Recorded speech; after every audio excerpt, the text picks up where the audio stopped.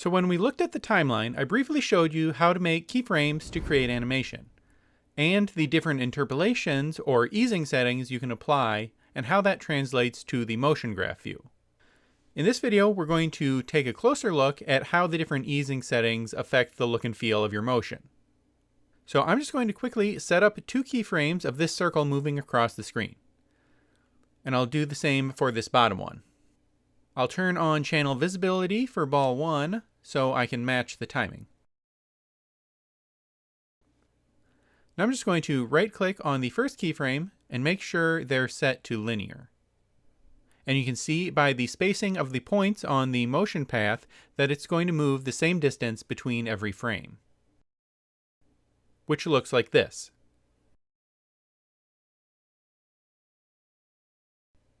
Then let's set this bottom one to smooth. And now you can see by the motion path that the rate of change over the course of the path starts a little slower, gets faster, and then slows down again. And if we play, you can see that the smooth version looks a little more natural. Now if we switch to the motion graph, we can get a picture of the difference. So this is the graph for the linear version,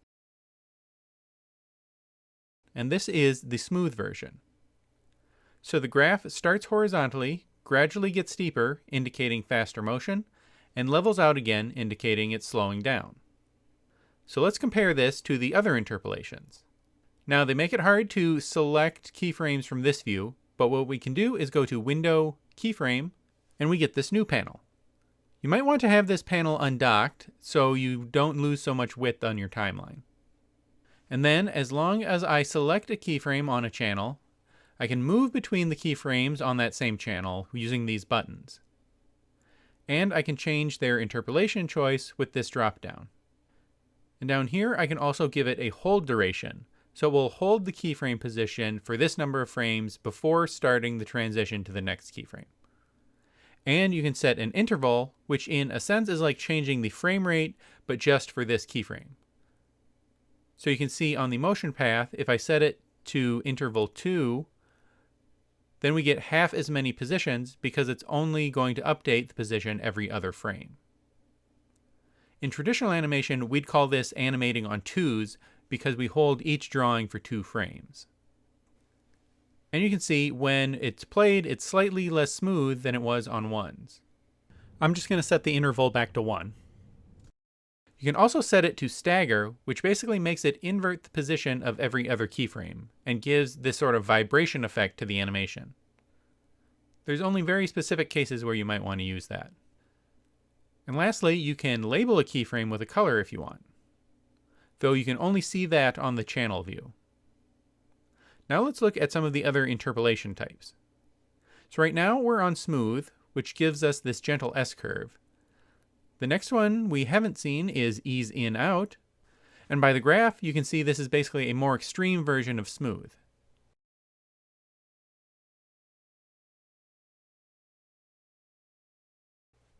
Then there's ease in, which has the slower acceleration curve at the start and the faster one at the end.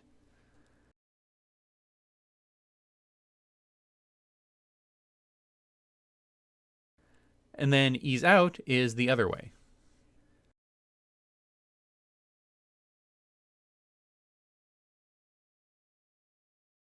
Then Bezier lets you control the curves manually using Bezier handles. We'll look at that later in the next video. Whoops, gotta reselect my keyframe. Then there's step, which basically means no interpolation. It will just hold the one pose until the next keyframe. You may want to use this as the default when you start animating a character to just time out the key poses. Then there's noisy, which just adds a bunch of randomness to your interpolation.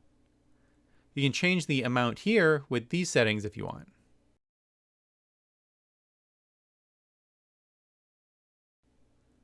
Next, there's cycle. Now this is a really useful one. This lets you repeat the animation between a series of keyframes indefinitely. We wouldn't actually want to do this on frame 1, so let's set this back to smooth, and then come out to the end keyframe and set that to cycle. Then if I extend our movie length, we can see that the animation will cycle indefinitely until we add additional keyframes down the line.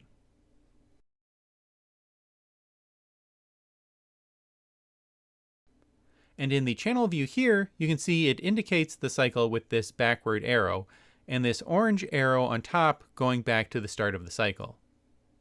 Now to define where it cycles back to, you can either specify an absolute frame number, in this case 1.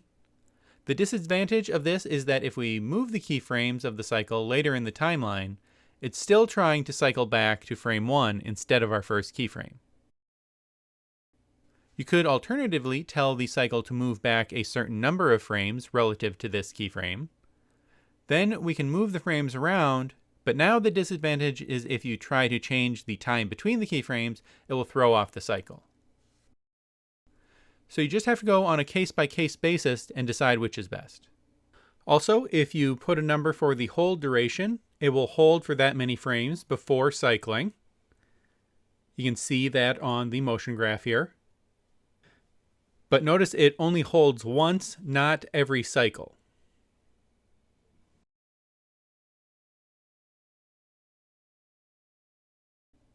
Then there's a really cool feature we can enable here and make this an additive cycle.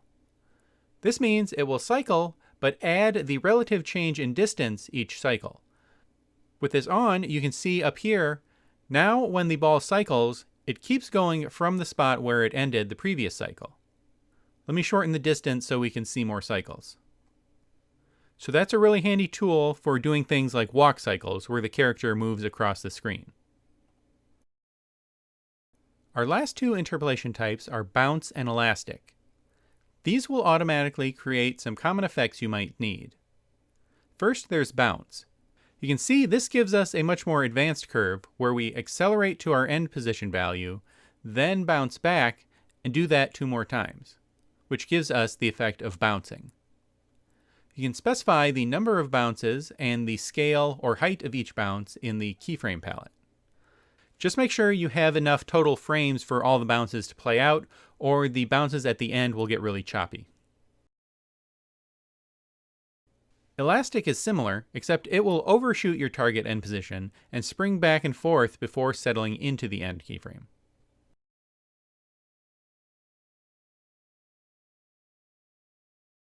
Or you can make it backwards, and it will spring back and forth in anticipation before the final jump to the last keyframe. Now, it's important to keep in mind that you can apply these interpolation types to any property, not just the layer position like we've been doing. Here I've got elastic applied to a scale change, and bounce applied to a rotation change. This is an easy way to add some follow-through to animations without having to add a bunch of keyframes. So as useful as the preset interpolation types are, you really want to master controlling your easing by hand using the motion graph. We'll look at how we do that in the next lesson. I'll see you there. In this video, we're going to look at how to use the motion graph view on the timeline for maximum control of our keyframe animation. To practice, we're going to do a classic animation exercise, the bouncing ball. There's a number of ways we could do this, but in this case we'll do it just by animating layer position with the layer tools. First off, notice how I have this set up.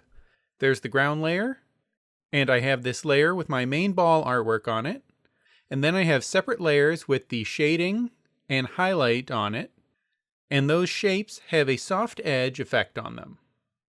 So if I render with Command R, you can see how the ball is going to end up looking. Now the base ball layer has its origin point in the center, so eventually we can make it rotate and it will look correct. But then all of the ball layers are in this group, and the origin of the group is set at the base of the ball.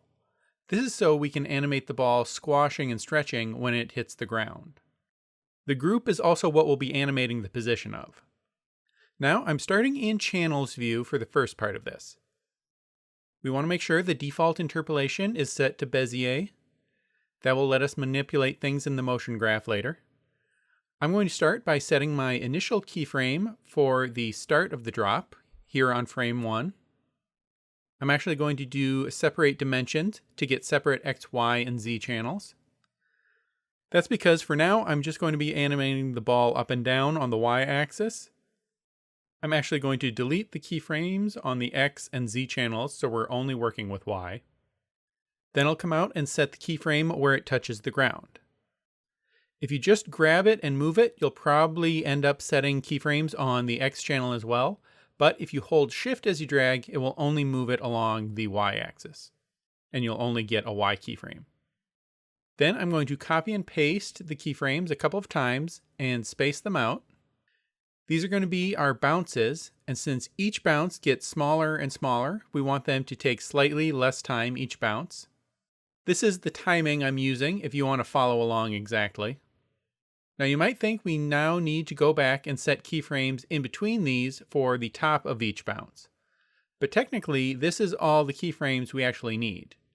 We could do everything else from the motion graph. But for the sake of demonstration, let's set the height of the first bounce with a keyframe. It's easier to define an exact height this way, and it will be good reference when we create the other bounces. Now we're ready to switch over to Motion Graph View.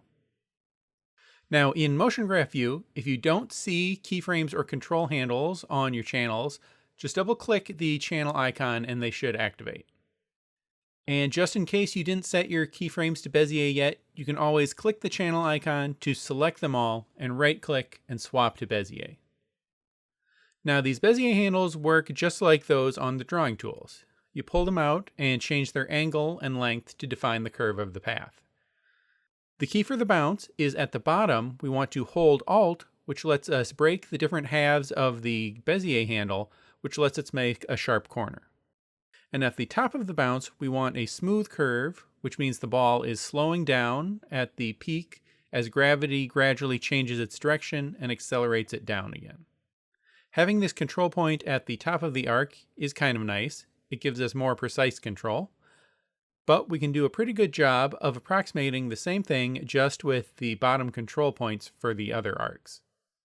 We want them to gradually get smaller and smaller, and by the end, they're barely there at all. You might need to zoom in to make your arc small enough. So there, we've got a good basic bounce, but we can enhance it with some squash and stretch. We'll do that by animating the scale property. So let's click on the transform handles on the ball to set an initial keyframe. And you can see we get a new channel on the motion graph. You might need to adjust the scale or center point of your graph to be able to see it.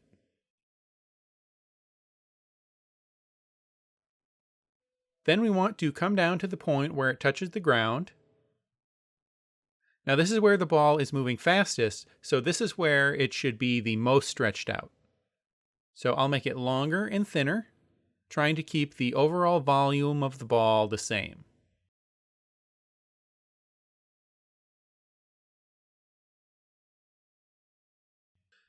So the scale is actually 3 separate properties too, but we don't need to fully separate the channels. I'll just double click the channel icon to get the 3 graphs at once.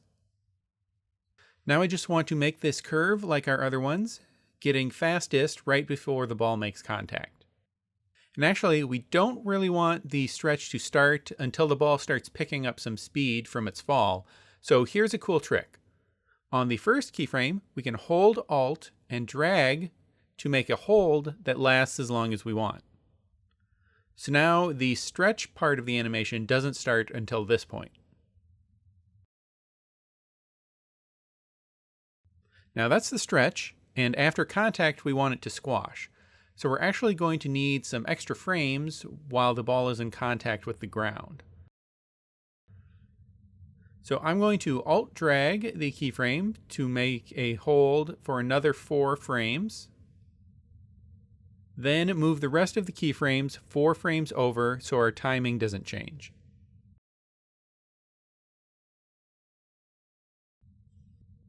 Now I've got 3 extra frames here where I can add some squash and stretch. Then in the middle, first I'll reset the scaling. Then I'll make a squashed state for the ball. Still trying to maintain its volume.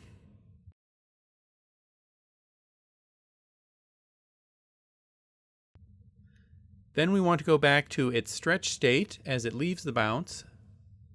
So I'll copy and paste those keyframes, but I'll adjust the ball so it's not quite as stretched, because the ball will have lost a little speed from hitting the ground. And now with the graph, we need to make it heavily ease into and out of that squash state.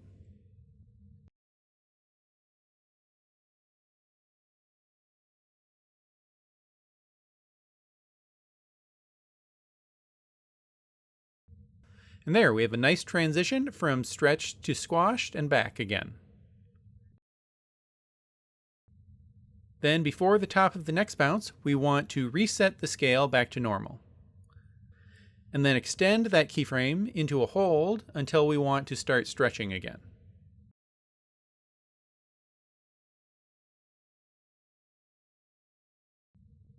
And then adjust the curve so there's heavy ease out. Then I just need to repeat that process for the next few contact points.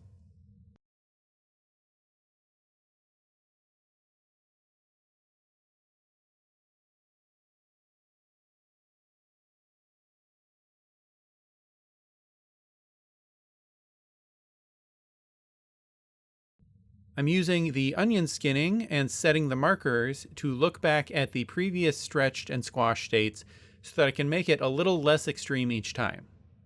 Because the ball loses energy with each bounce, it's not going to be as fast or hit as hard.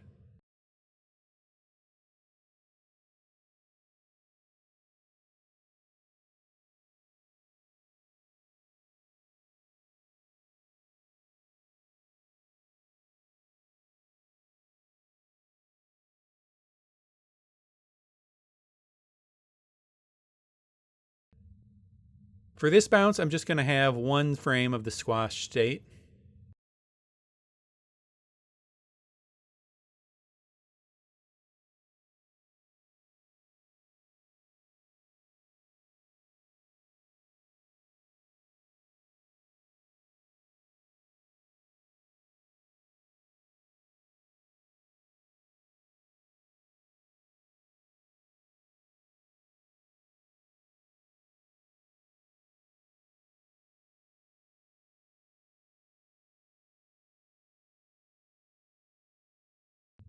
And then for these last few, I don't need the squash and stretch at all.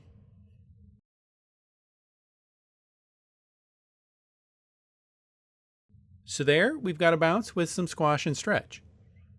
Now, what if we wanted to make this bounce across the screen rather than straight up and down? Well, that's easy since we have our dimensions separated. We can just go back to frame 1 and move the ball off the edge of the screen. And then at the end, move it where we want the bounce to stop. Now we have the X channel on our graph, and we can make that just gently slow out towards the end where it stops.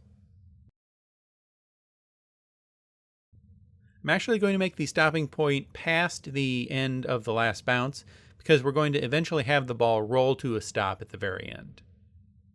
Now you might notice right away that we have an issue where the ball is moving even when it's in contact with the ground during the bounce. We'll actually take care of that at the end. The first thing I want to fix is the direction of the stretch isn't right anymore. It's straight up and down still. So let's use the shear tool to tilt the ball at the point it's stretched to be pointed in the direction of the arc.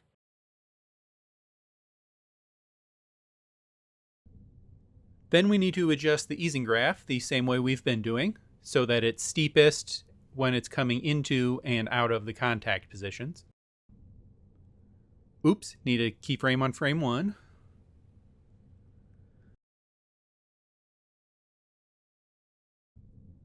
And we want to hold on that first keyframe. Then we want to reset the skew at the top of the bounce and have it hold like we've been doing with scale.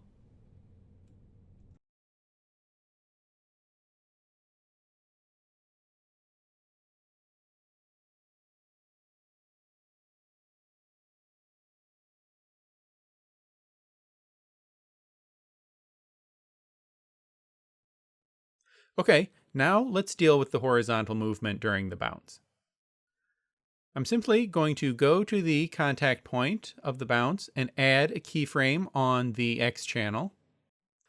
Now that's going to give us another handle and mess up our curve, so I'll just adjust that as I go to get it generally back where it was every time I set a keyframe. Then I'll just hold Alt and drag to make a hold that lasts for the duration of the bounce. And then I'll just do that for the rest of the bounces.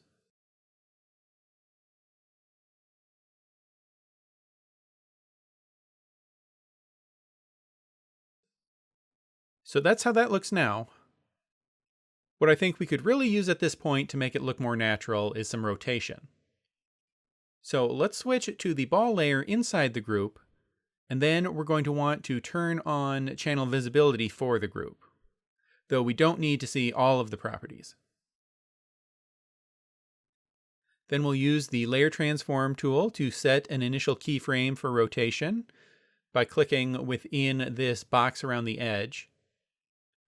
Then I'm going to go along and add some keyframes so the ball gradually rotates slightly as it bounces.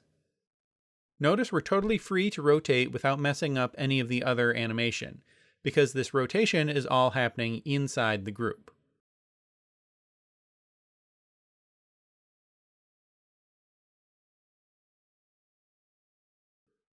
And as we get towards the smaller bounces, the ball actually rotates more and more as it transitions from bouncing to rolling.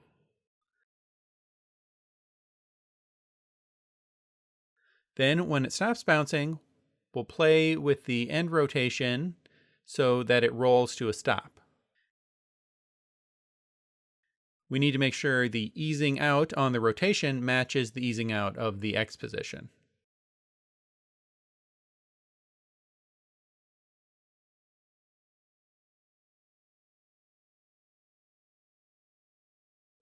Then I think I want to make some adjustments to the bounce curve. The nice thing about the motion graph is you always know exactly what you're controlling, so you can make changes without messing up other properties.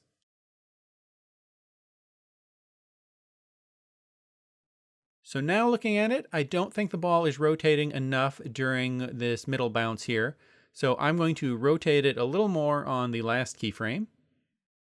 But then instead of going keyframe by keyframe and further rotating the rest that I've already set, I'll just select them on the motion graph and move them all further down so we get that same gradual increase in rotation. So there we go. Now I'll export that so we can see it with the effects on it. And then this is the final animation. So hopefully that gives you an idea of how the motion graph lets you combine simple animations on particular properties to build up to more complex animations. We did all of this with basic tools on properties that every layer has, but to do good character animation, we're going to want to design and rig characters with a mind towards how we want to use the timeline to animate them. So next we're going to start looking at features that let us do powerful things in a simple way, starting with bones in the next video. I'll see you there.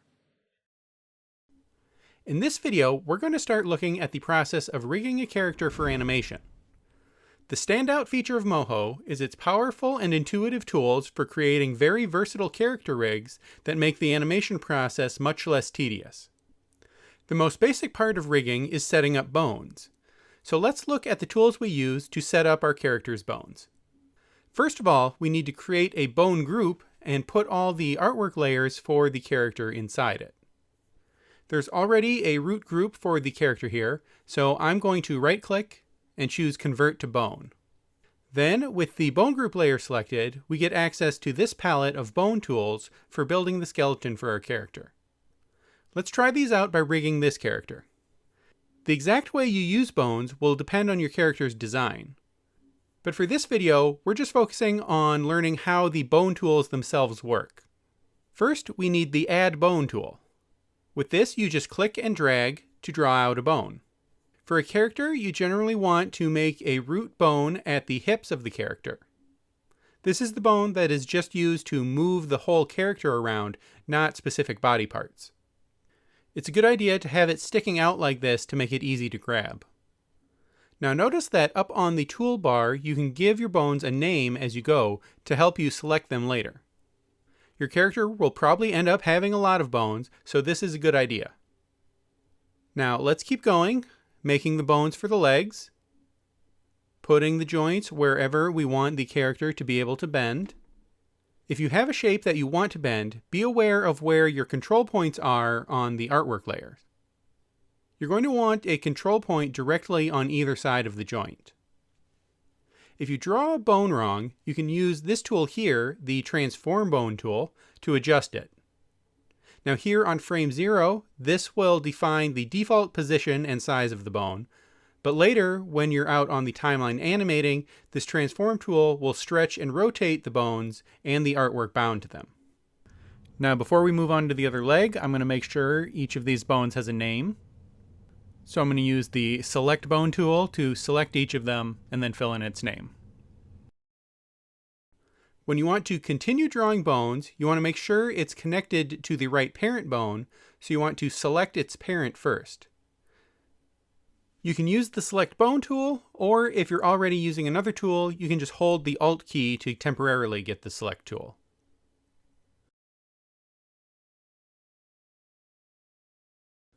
If you ever do accidentally draw a bone that's attached to the wrong parent, you can use this tool, the Reparent Bone tool, to fix it. These arrows show you what bone is parented to what, and if you need to change something, just Alt-click to select the bone, and then click the bone you want to be its parent. If you don't want a bone to have a parent, select it and then click an empty part of the scene. So I'm just going to go through and finish out the rest of the bones for this character. Now, after you have bones, the next thing you might want to do is use the Bone Strength tool. This region around the bone defines the portion of the artwork that the bone has influence over when it flexes the artwork at the joints. Click and drag left or right on a bone to increase or decrease the strength of the bone.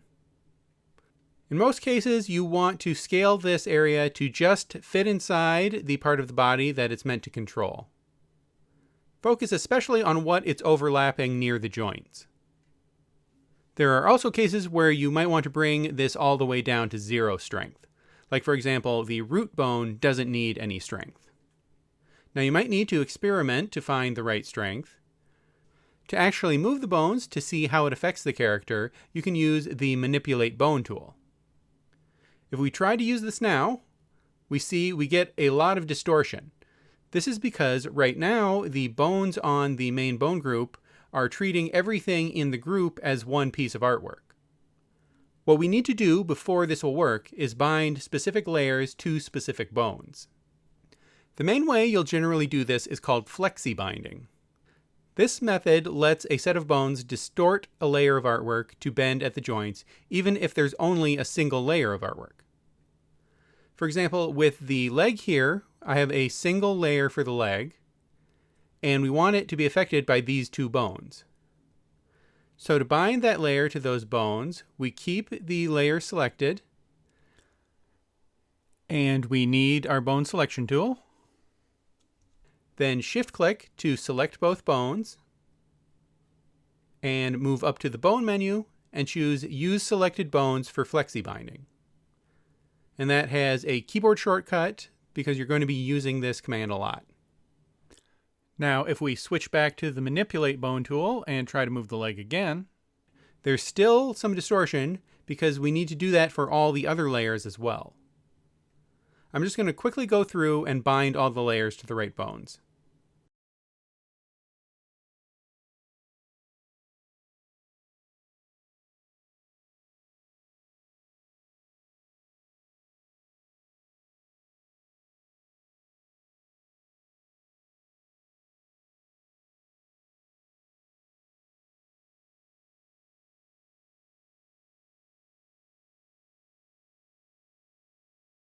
Oops, I made a mistake here binding the neck. I accidentally had the hand bone still selected.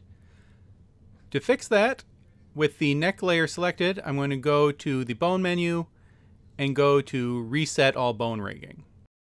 Then I can select just the bones I want to bind.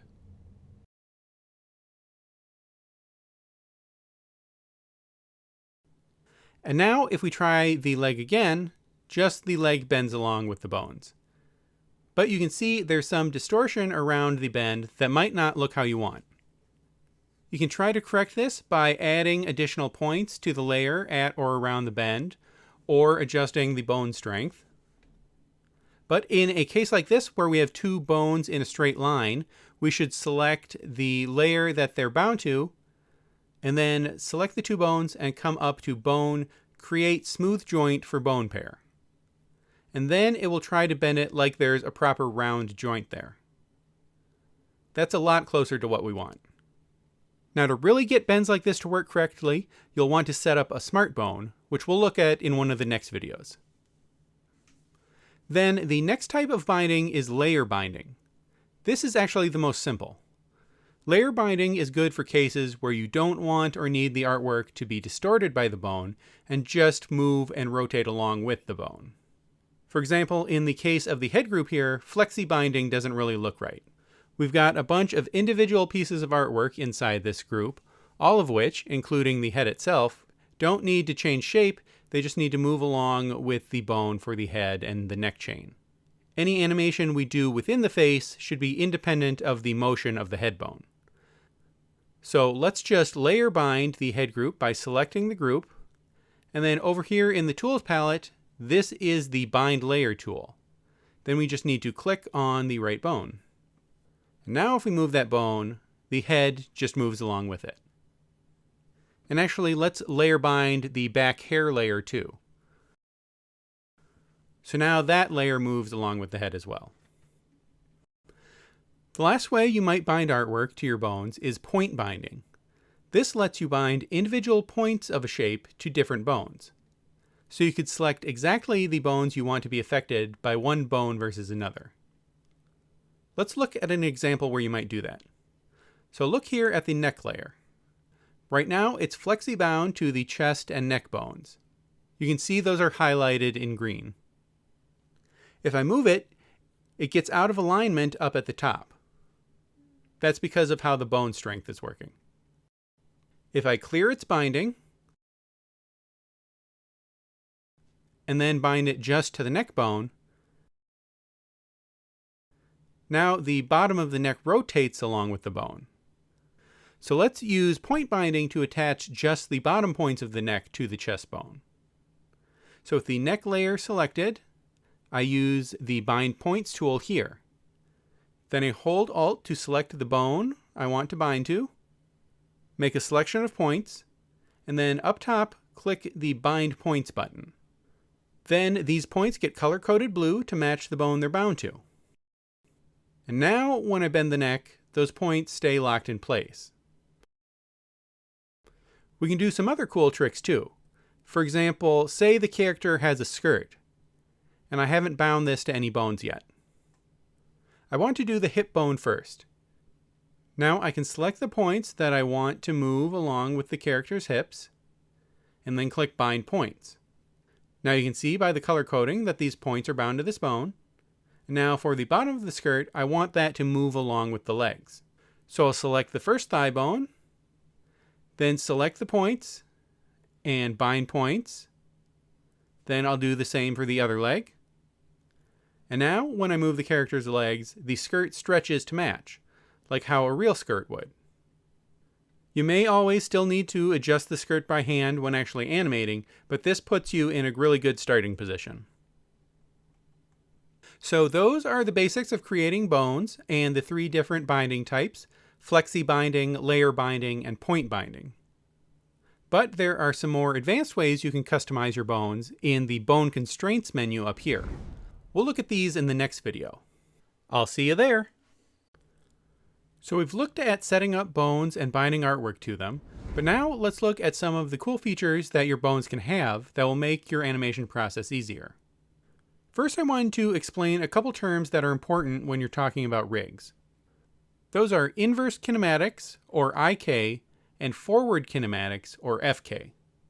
By default in Moho, when you make a chain of bones like we've been doing with a parent-child relationship, it automatically makes it an IK chain. That means by selecting the end bone on the chain, you can drag it where you want it, and it will automatically rotate the parent bones in the chain. This is inverse kinematics. By the way, notice that when you have a branch in your skeleton, like the shoulders branching off the spine here, that joint gets treated as the root of the IK chains. Next, when you're on the timeline animating, you could also work the opposite way, either using the Bone Transform tool or by holding Alt with the Manipulate tool, and just rotate one bone at a time going down the chain. This is forward kinematics.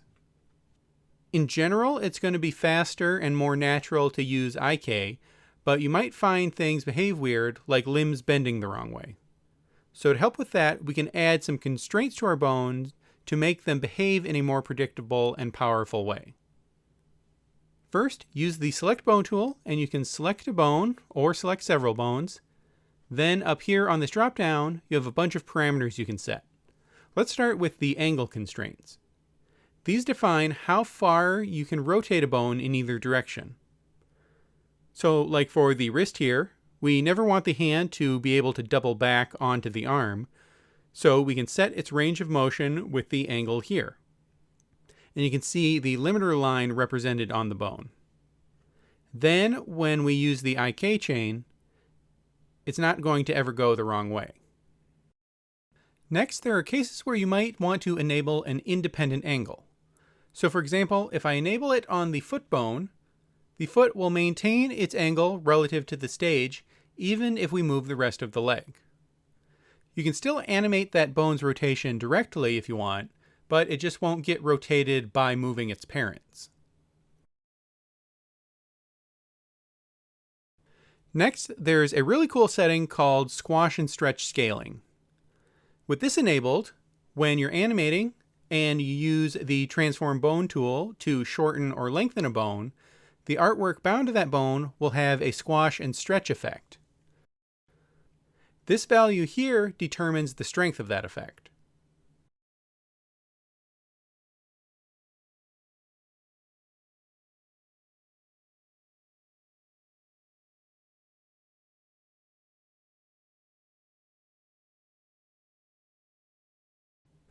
Now the next option, Maximum IK Stretching, is related, but to see this in action, we need to change how we're controlling the IK chain by adding a target bone. I'm going to use the Add Bone tool and just click to create a pin bone. And oops, we don't want that parented to anything. We want to be able to move that freely. Then I'm going to take the bone strength down too, because it doesn't need it. And I'll give it a name. Then on the last bone in the chain, I'm going to set its target bone to that pin bone we just made. And you can see it gets a little target symbol on it. Now if I move the target bone around, the IK chain tries to match its position. Then if we select the bones and increase the maximum IK stretching higher than 1, and let's also turn on Squash and Stretch too. Now when we move the target bone, it lets the arm stretch a little farther than normal if we want.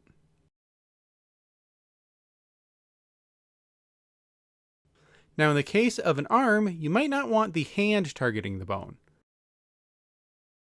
You could instead set the target at the wrist and have the forearm targeted instead.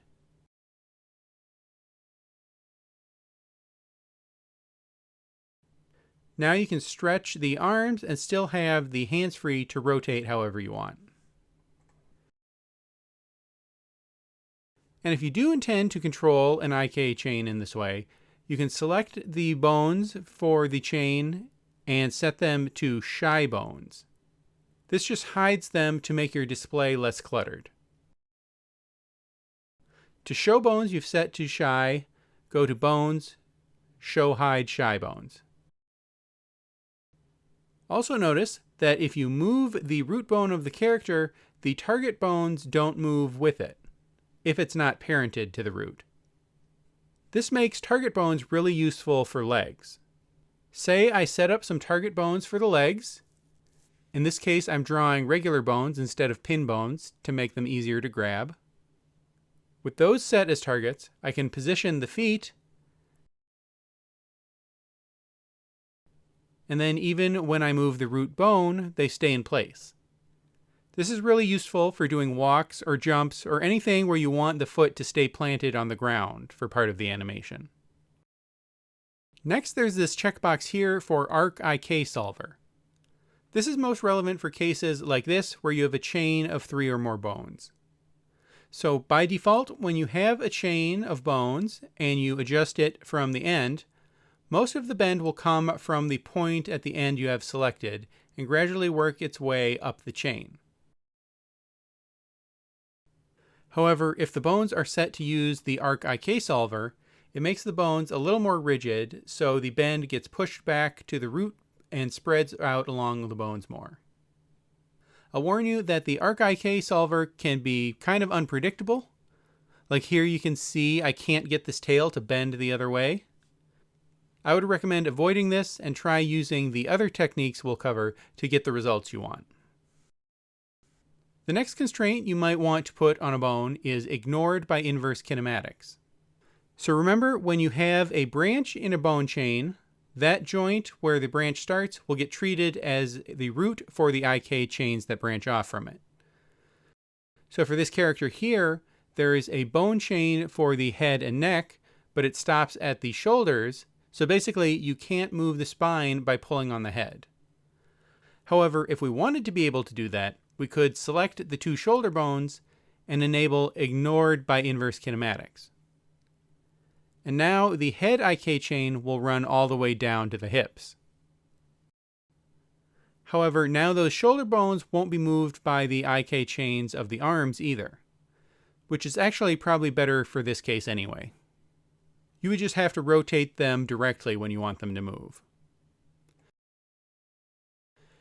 Next, we have drop-downs here for control bones. These can be useful when you get into more complicated rigs, but the idea behind them is very simple. It's just a way to make one of these properties of a bone be controlled or influenced by another bone.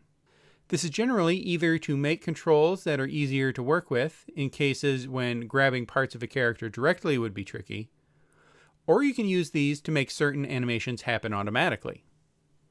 For example, I have this bone chain set up for this chameleon. And let's say we want to make a separate control for the first tailbone here. I could just draw another bone out here. First, let me go back to frame 0. And I'll give it a name. Then on the tailbone, I can set its angle control bone to point at the one we just made. Now that bone's angle is controlled by this bone. And this value next to the dropdown lets you define the ratio of how much change gets imparted from the control bone. So if this is set to 0.5, I would have to move the control bone 30 degrees to make the tail rotate 15 degrees. This would make it easier to make very fine position changes to the tailbone. But the really cool thing you can do is set each bone in the tail chain to have its angle controlled by its parent. And if you adjust all the influence values right, that makes it so that moving the tailbone makes the whole tail curl and uncurl. You can do similar things with position. Here I've got these telescoping pieces that are layer bound to bones. However, in this case, the bones aren't actually parented in a chain, they're totally separate from each other. But I have each one set to use the previous one as a position controller. And you'll notice I have the influence on the X value set to 0 on all these, since I only care about making these move vertically. And the influence on Y is different as you go up the pieces. So when the first section moves, they retract or extend. Now it's hard to control this way because the bones end up overlapping. So I'm going to use the Add Bone tool and make a separate pin bone next to it. And I'll give that bone a name. Then I'll set the root of the telescope's position to be controlled by the point bone handle. but make the influence really low. And if you get that value right, I can just drag the handle directly to the height I want. The last option for bone constraints is bone dynamics. This is actually a way to make your bones animate automatically in response to how their parent bones move. So here I've got a car, and it already has an animation, but this antenna isn't bending in reaction to the movement. So I can select the bones bound to the antenna, and then enable bone dynamics. The settings here let you adjust the level of flexibility and springiness. You'll always want to experiment with this to get the results you want. But once that's enabled, I can play the animation again, and we automatically get the drag and follow-through animation on the antenna. So this is a great way to get extra follow-through on characters without having to do extra animation. So that's it for the bone constraints. Those are a good, easy way to enhance your rig. But we've yet to look at the most powerful rigging feature in Moho, and that's smart bones. We'll start digging into that in the next video. I'll see you there. In this video, we're going to look at a super powerful and versatile technique called smart bone. This is probably the biggest selling point of Moho. A smart bone lets you use the rotation of a bone to drive any other bit of animation you want. You'll see how powerful this is in a second. Let's look at a prime example of where you should use smart bones. This is a super simple example of an arm. In this case, the arm itself is one layer. And you've seen in previous videos how we add the bones and bind the artwork to the right bone. But there's always the issue of how the artwork gets bent and pinched at the joints. You can try adding points and adjust the bone strength. Or in this case, we could make a smooth joint for bone pair, which helps. But to take full control of how the arm bends, let's make this forearm a smart bone and use it to animate how the points around the joint should move. We do this by adding actions to it. So let's go to Window, Actions, and this is the Actions palette. Now make sure you have the bone selected, and then click this button to add an action. If you did it right, the action should be named the same as the bone you selected, and your timeline will change color. That means this is the timeline just for this action, as opposed to the main timeline where all the rest of your animation goes. The timeline for the action is where we'll define what animation happens as the bone rotates. First, we need to set an end keyframe position for the bone itself to define the range of motion that will drive the animation. We'll use the Transform Bone tool and start it just in its neutral straight state, and then come out a good amount of frames and rotate the bone basically as far as it could naturally go. The more frames you give yourself, the more subtle change you can include in the animation, but you might end up needing to do more work making sure every frame looks right. 48 frames will be fine for this case. Obviously, that looks terrible now, but that's exactly what we're going to fix. Now that that's set, let's switch to the arm layer. Notice I have the channel visibility on for the bone layer so we can match up the timing.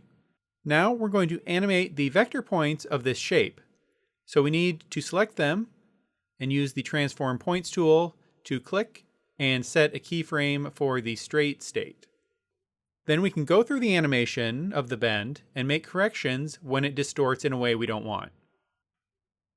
Now you can just fix the area around the joint if you want, or you can basically do whatever else.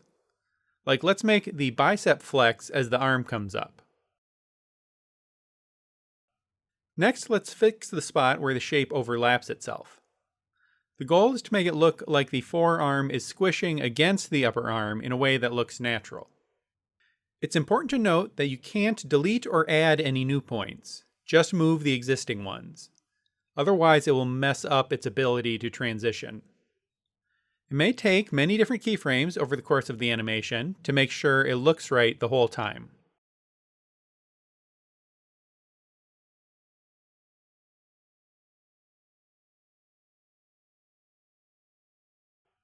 And there we go. That bend looks fairly natural. Now let's go back to the main timeline using the Actions palette. And now that that's done, whenever that elbow joint bends relative to the upper arm, the shape of the arm is going to flex like we defined in the action. So now we don't have to worry about that action anymore. This arm will just work. So anywhere a bend in a joint doesn't look right, you have the option to fix it by hand with a Smart Bone action. Now here's another common example of how to use Smart Bones. A Smart Bone can be used to animate anything in the bone group, not just a layer it's bound to. In fact, your Smart Bone doesn't have to be bound to any layers. It can just be a free-floating dial. This is a common way to control facial animation in a Moho rig. For this example, we're going to create a Smart Bone dial that controls all the layers of this face and lets us rotate the whole head. First, notice how this file is set up. All the pieces are separate layers, and some of the layers, like the eyes, mouth, and cheek lines here, are in a mask group, so when we move those around, they can never go outside the head. So to get our bone dial, we first need a bone group to draw it on, so let's just right-click and convert the head group to a bone layer. Now we can draw a bone that will affect the contents of this group, called head turn. And let's set its angle constraints to 90 degrees either way. Oh, and this is important. Turn the bone strength all the way down so it doesn't directly affect any of the artwork when you move it. Now we're going to make it so this dial can be rotated either left or right to turn the head left or right. Now, when you make a bone that works in two directions like this, it's best to have the middle be the neutral starting state and actually have two different actions for each direction. So let's start with the left direction. On the Actions palette, we'll make an action. Then we need to come out later on the timeline and set the left position on the bone. In this case, I made it 90 frames. That way there's a frame that corresponds to each degree of rotation. Now we need to make the animation of the head turning over the course of these 90 frames. I'm going to start with the head masking group and move that whole thing over. That will serve as the guide for where everything else needs to get repositioned. Then let's start with the features on his right. The ear would actually be moving backwards if the head were turning, so that's easy. This hair is a little harder because at some point in the animation, we need it to switch from in front of the head to behind it. To make that possible, we need to go to the group the head parts are in, and in the layer settings on the depth sort tab, enable animate layer order. Then at the point we need the hair to move back, we just reorder the layers in the layers palette. That layer switch will be represented with a channel on the timeline of the bone group, not the layer itself. So now I'm going to go through and shift the rest of the features of the face over to make the side position for the head.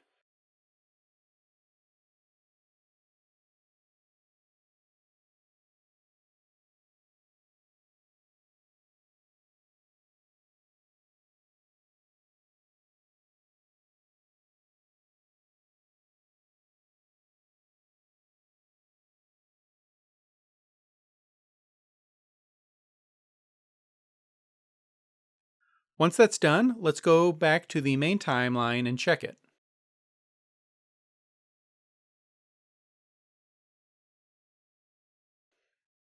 Cool, so that half of the dial is done.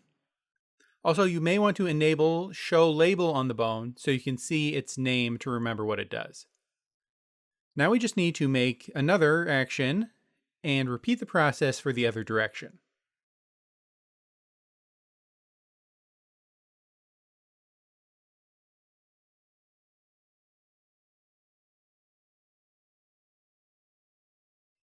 So there we go, we've got our dial to turn the head left and right. Now let's get even cooler and make a dial for turning the head up and down. First, I'll make sure I don't have any bones selected. Then draw another bone. You want to make sure your bone dials aren't parented to each other. This time I'll show you a shortcut. With the bone selected, we can come up to Bone, Make Smart Bone Dial. With this, we can automatically set our name, angle parameters, and the number of frames it should take the bone to rotate on the timeline inside of our actions. This time I'm not going to make it 90 degrees either direction, because the head would have a more limited range of motion going up and down. Really, you can use whatever values you want, but this makes the dials more intuitive to me. And then we do want two separate actions for positive and negative angles. And click OK. Now that sets up the bone and creates the smart actions in the actions panel for us. And if we go inside, we can see the keyframe for the rotation of the bone is already set up, and we just need to animate everything else. So I'll make the looking downward animation.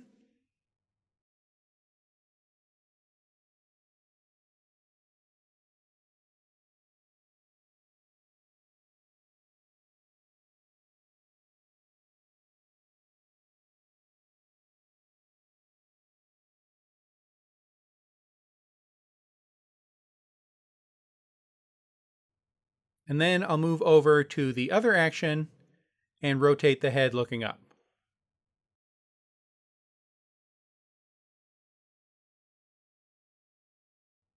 Now back on the main timeline, we can use both dials, and it's smart enough to combine the two actions and to allow us to point the face in any direction we want. So now, to animate the character's head direction changing, you just need to add keyframes to the bone's rotation, not all the parts of the face. Hopefully that gives you an idea of how easy it would be to animate a character that has controls like this. If you look at the Moho demo project Mahoney and find the main bone layer, you'll see a ton of dials have been set up to control both the head overall and the individual features of the face. Having these controls out here is much easier to work with than trying to directly animate each piece of the face by hand. And in the Actions panel, you can see how they've organized all the actions that these bones all control. Looking at this can give you some great ideas for clever ways to use smart bones in your rig. We're going to be building our own character in a similar way later. The last way I wanted to show you how to use smart bones is as a way to control switches. Here I have a switch for this hand with a few hand positions inside it. I've created a smart bone dial, and if we go inside the action I've set up for it, you can see I've only made this one 12 frames long. Then I'm going to go to the switch, and along the timeline, I'll have it swap through each version of the hand in sequence.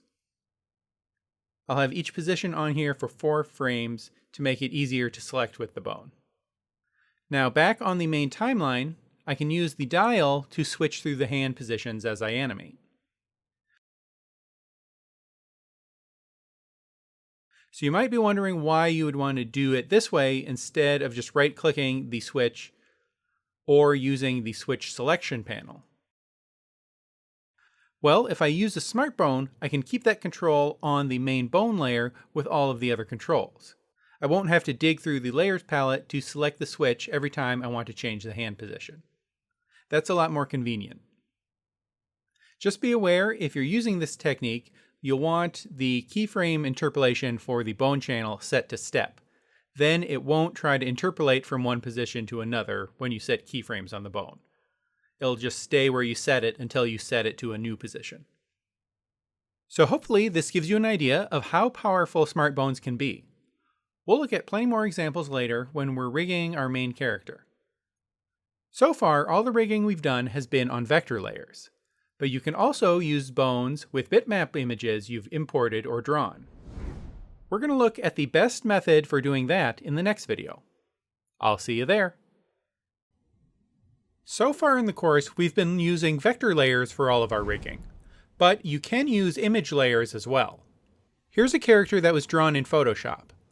We'll look at the workflow for importing Photoshop files later, but what you end up with is all of the layers from your Photoshop file as separate image layers here in Moho. Now for the most part, you can rig a character made up of image layers with bones just like we've done with vector layers. You can either use layer binding to bind artwork to a bone, like I did with the head here, or you can flexi bind like I did with the arms. Now, in its natural state, you can't point bind because an image layer doesn't have points. It's made up of pixels. That also means if something looks wonky with your flexi binding, you can't really use smart bone actions to fix it, unless you set up a smart warp mesh. That's a way to give your image layers more of the functionality of vector layers. Let's look at how to set that up now.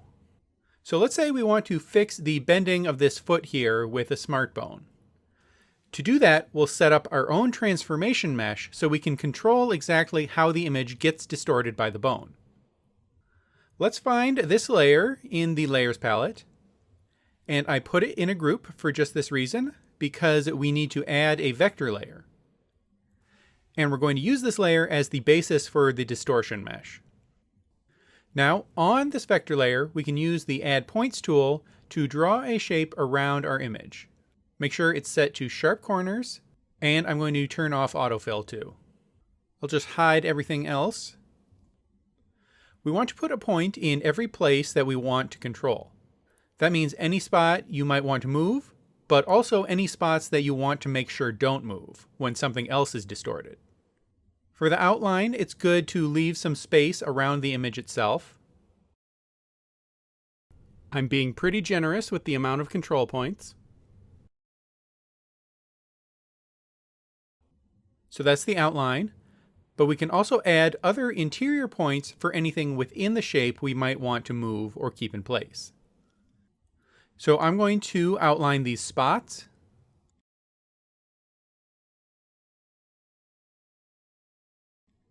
And the shadow line here. Then, with the mesh layer selected, go up to Draw, Triangulate 2D Mesh. Then this is the result. But we can clean this up a little bit. If there are triangular sections with no artwork underneath them, then they won't affect anything. So you can delete points or use the Delete Edge tool to get rid of them. Then that looks good, so now the next thing to do is test it out. To make the mesh actually affect our image layer, we need to go to the Layer Settings for the image layer. And on the Image tab at the bottom, we can set the Smart Warp layer to the mesh layer we just made. And now if you're past frame 0 and you're out on the timeline, whenever you move the points in the mesh layer, it will distort the image. So you can test it out and see if you can get the kind of distortion you need. If you find you need more control points, you can go back to frame 0 and use the Add Points tool to add them in.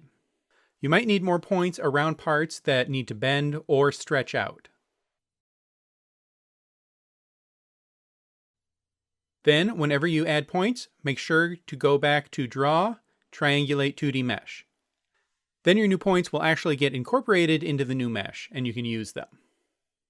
It might take some trial and error to get a mesh with points in the right places, so test as you go to make sure you have the control you need. It's best to get this right before you start setting up your smart bone actions. I'm going to add some additional points along these toe lines so I can control the length of those as the foot stretches. So once you have a mesh you think will work, you can use that either for point binding to bones, or in this case we're going to set up smart bones. So let's turn this bottom part of the foot into a smart bone by going to the Actions panel and adding an action. Then I'll set the end position to down, and then switch to the mesh layer, and reshape the way it flexes around the ankle and the heel. I'm mostly concerned about keeping the size and shape of the foot consistent as the ankle bends. This technique obviously doesn't give you all the control you get with vector art, and you can only push this so far, but it's pretty impressive how good a result you can get.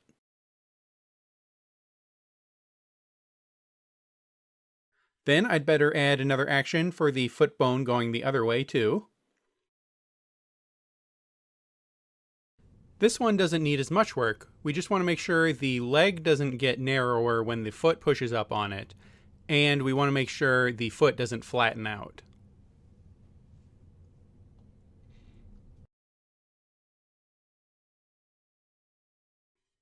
Now you'll notice that even if you turn off the control points checkbox on the stage, you can still see the mesh layer.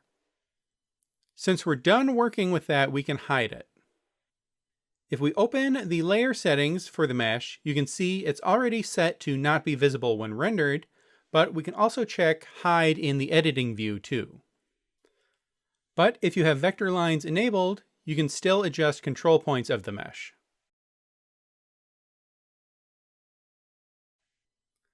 Now I'm going to set up an action for the shin 2 and adjust how the thigh flexes.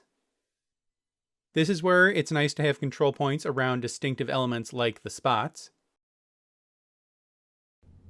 I really want to get it to look like there's a thigh muscle in there that's flexing to pull the leg straight.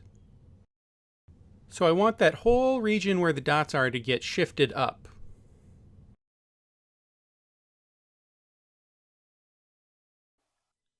Okay, then I'm going to do one for the thigh itself to fix this bad cramping up issue, and how the leg stretches along the bottom. I'm basically just going to rotate this whole top of the thigh by hand and then reshape this outer edge up top and make sure that the leg sort of flattens out along the bottom.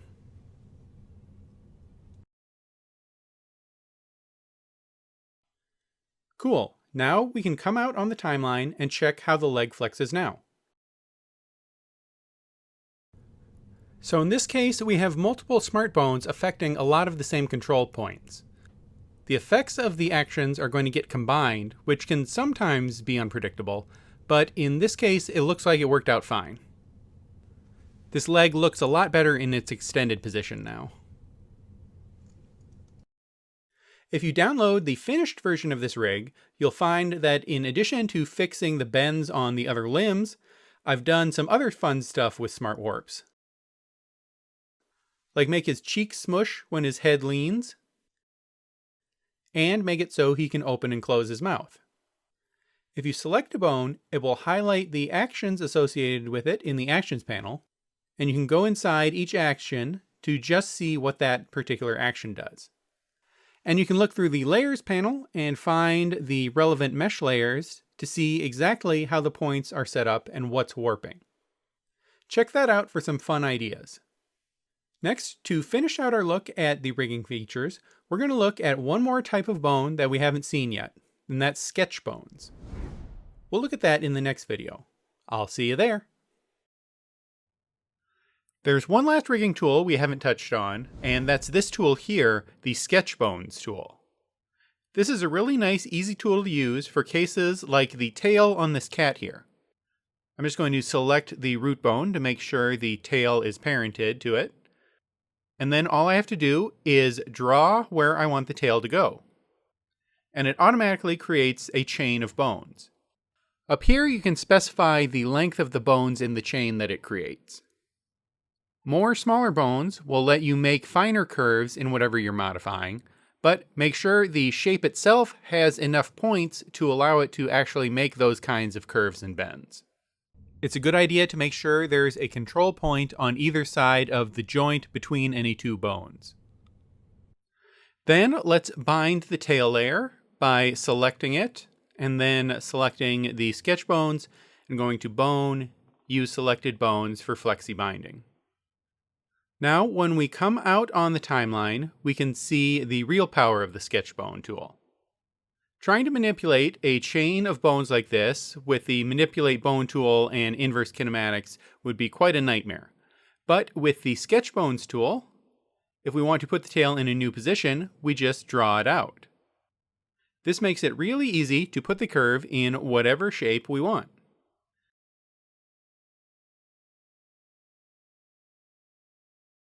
And you can start the redrawing at any point on the curve that you want. So to animate with this, you can just go along your timeline and basically treat it kind of like hand-drawn animation and just draw a new pose wherever you need it.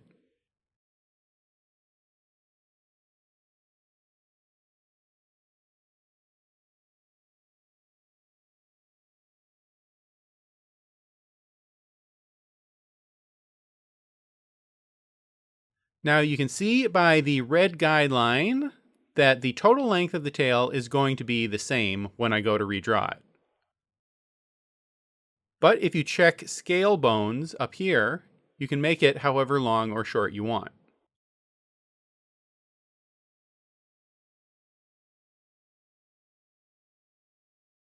Of course, if you're going to do that, you might want to go to your bone constraint settings and enable squash and stretch scaling. Except on the base bone, I want that to stay the same width. Then, when you draw the tail shorter or longer, it automatically squashes and stretches. So whenever you have a character with a long tail or appendages like this, using the Sketch Bones tool is definitely the way to go. So that concludes our look at the rigging and animation features we'll be using over the rest of the course. Next, we're going to be applying everything we've learned so far and step by step go through the process of rigging a character and animating a scene. We'll start that process in the next video. I'll see you there. So now that we've seen individual examples of how to use all the tools in Moho, in this section of the course, we're going to bring everything together and go through the full process of rigging a character. But before we can rig a character, we have to have the character drawn for us to rig.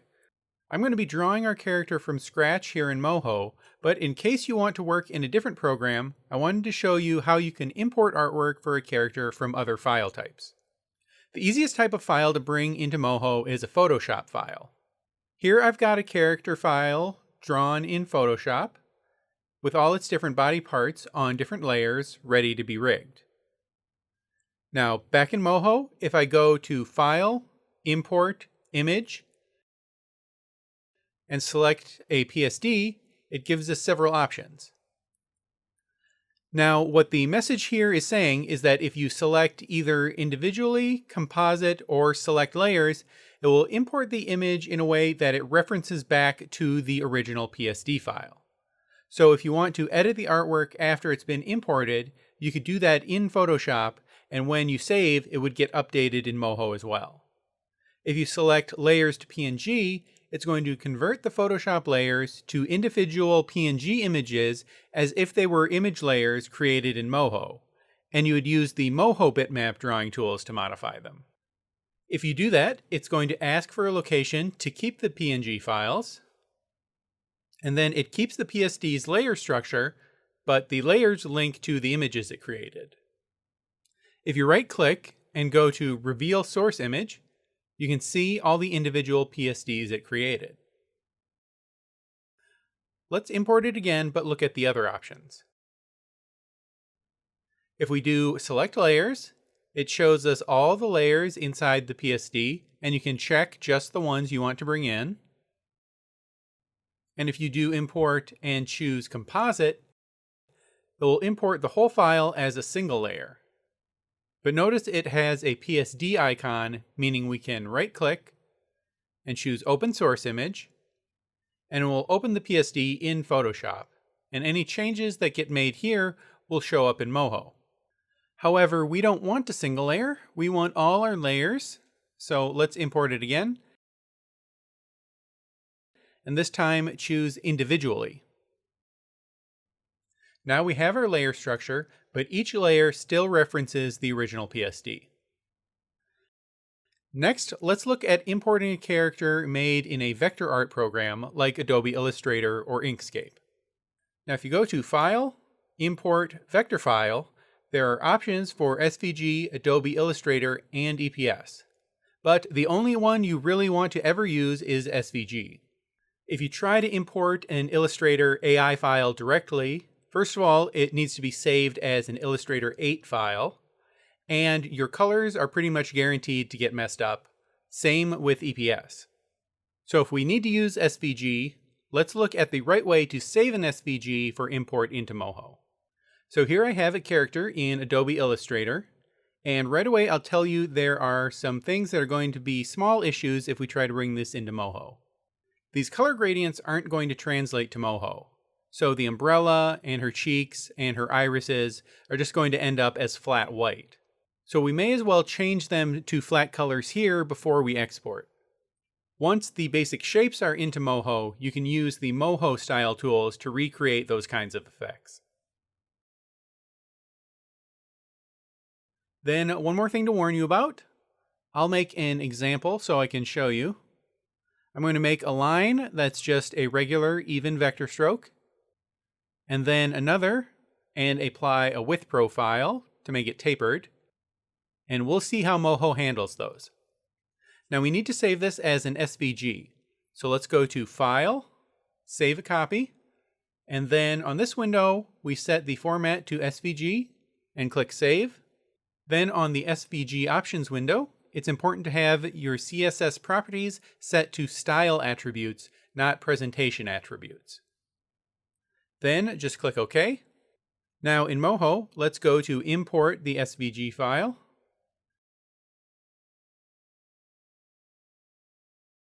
And there we go. Now if we look at those two lines we made, you'll see the line with the tapered ends got converted to a shape, which might be fine depending what it's for. But if you want it to remain a line that you can easily manipulate with Bezier handles, you're better off making it an even line in your other program and using the line width tool here in Moho to taper it. Now, there's another much bigger issue in that it brings in the whole character as one layer, unlike how we had it in Illustrator. So that's a big downside. You would have to select your individual shapes and copy and paste them to separate layers in Moho to get your layer structure back. So if you want to use vector art, that's a good reason to just draw it in Moho from the start. We're going to go through the whole process of drawing a character in Moho and organizing its parts into layers in the next video. I'll see you there. In this video, we're going to go through the process of drawing the artwork for our character. We need to think about how we want the character broken up into layers to make our rigging work properly later. To start, I have a reference image I want to use, so I'll add an image layer, call it Sketch, and browse for this character turnaround. And this will be our reference. Now I'm going to start with the 3/4 view, and we'll make smart actions that will let us rotate the character to the other positions, or at least get as close as we can. When you're staging a scene in animation, you'll almost always have the character standing at some kind of 3/4 angle, so that's the most important view to get right. I also have a palette of her colors prepared, so I'll add that to the color palette, and that will make picking colors a lot faster. Then I'm going to add the sketch layer to a group and lower the opacity to make it easier to draw over. Now we can't simply trace the reference drawing. We need to think about how the character is going to be rigged and what we want to be able to do. We're going to need to draw the pieces of the character that aren't visible in the 3/4 view, but need to be there when the character rotates. Now, building a rig as complex as this one is inevitably going to take some experimentation and revision, but we're going to do our best to think ahead as we draw. I'll start by making a root group for the character and call it Betsy. Then we can start making the layers for our character. I'm going to start with the hips. Right now, I'm just going to do the outlines of the pieces with the Add Points tool and worry about coloring them later. So let's do another layer for the thigh, adjusting the points to match up with the drawing and look smooth. Now the shin, making sure it extends down to where the ankle would be behind the cuff of the boot. And I'm going to make the sock as a separate shape, but on the same layer as the shin itself. Then I'm going to make the knee on a separate layer. This is so when we make the rotation action for the legs later, it will be easy to move the knee over to a front or side position. That's the big challenge of this part of the process, anticipating how you'll want your pieces of artwork to behave when you set up your actions. Next, I'm going to build the boot out of several different sections. Turning the boot to a forward view is going to be particularly hard, but making it in overlapping sections gives me more flexibility to move things around.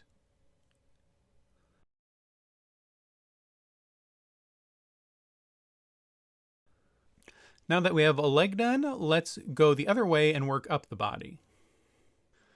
Actually, before we get too far, I'm going to make a group for all the parts of the boot. We're going to end up with a ton of different layers, so we want to stay on top of our organization. Then I'm actually going to make another group for all the parts of the leg. Now let's keep going up the body.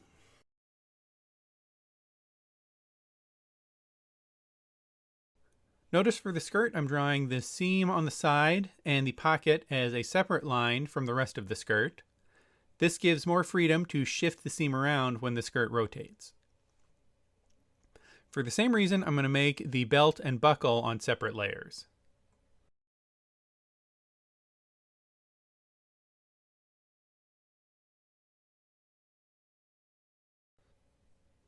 I'm going to make the main torso as one piece, with a shape for the body and another for the shirt over top of it.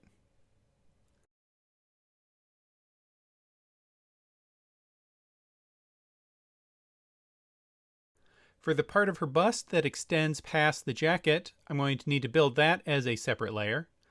That's going to change shape the most when we rotate and when we add smart actions to bend the torso. Then we'll work our way up to the head.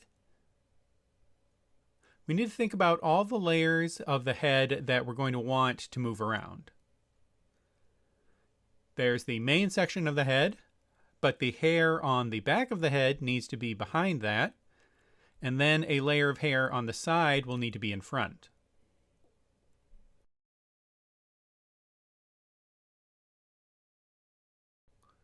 And for her bangs, we need to build that out of several overlapping sections, so they have some more freedom of movement and can change how they overlap when the head rotates.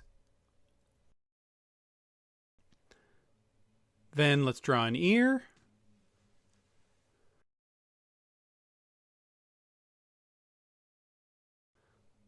Oh, and I just realized I drew all the parts of the bangs on the same layer. So let's make separate layers and copy and paste the shapes. Then let's make a folder for those to keep it organized. And we should probably have one more section of bangs behind the head. And I'll just finish up this last piece of hair along the temple. Then there's the main layer for the face and jawline. And now we can start building the features like the nose. I'll start with what I can see in 3/4 view, but I know I'm going to need to have the far nostril hidden behind the point of the nose so it can move and become visible in the front view. Now at this point, things are looking kind of messy, so let's start filling in these shapes with color. I'm going to pick the fill and stroke color for her skin from my palette. Then in advanced mode, I'll define that as a new style.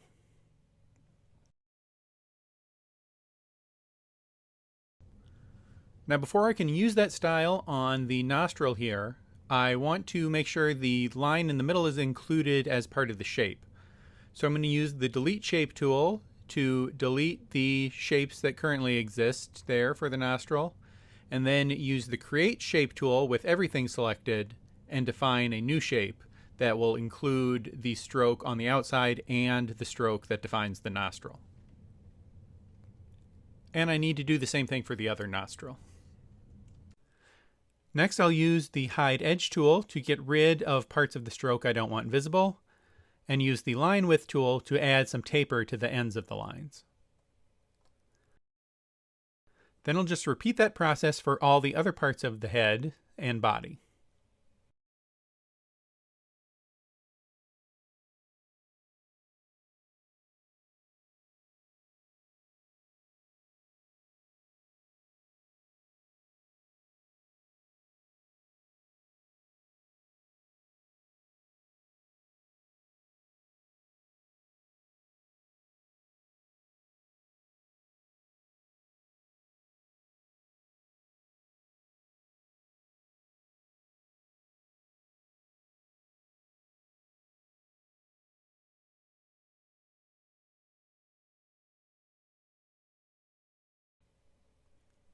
Okay, now that I have the one leg colored, I'll just copy it to make the other leg. Since this copy is now her left leg, I'm going to go through the layers and rename them accordingly.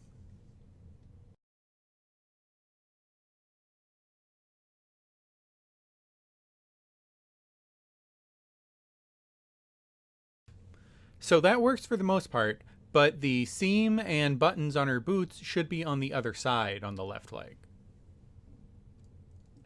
So I'm going to move those off to the side and change their direction. Now these wouldn't be visible at this point, but we want to be able to bring them in when the boot rotates. To hide that, I'm going to set up a mask on the boot group. I want all the sections of the boot to add to the mask and have the seam and buttons be the only layer that gets masked off.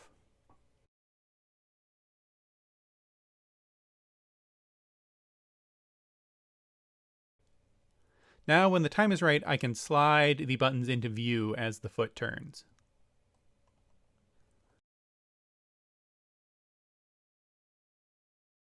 I need to do the same thing with the skirt. I'm going to duplicate the side seam and pocket and have a masked off version waiting on the other side.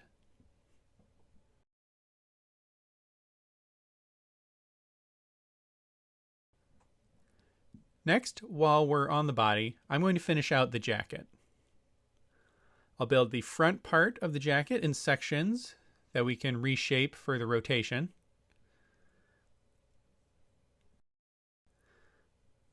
Then we need to be sure to build the corresponding parts for the other side that can shift and become visible when the character turns. Then we need the sleeves. I'm going to make the arm in two sections with the wrinkling at the elbow as a separate layer. And I'm going to be sure to use the delete and create shapes tools to make sure all those lines are counted together as a single shape.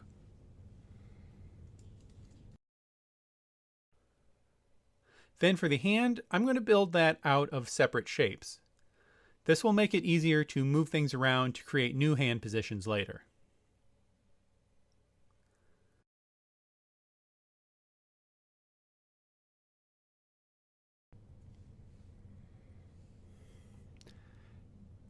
Then, like we did with the leg, I'm going to copy the arm group and then go through and rename all the layers.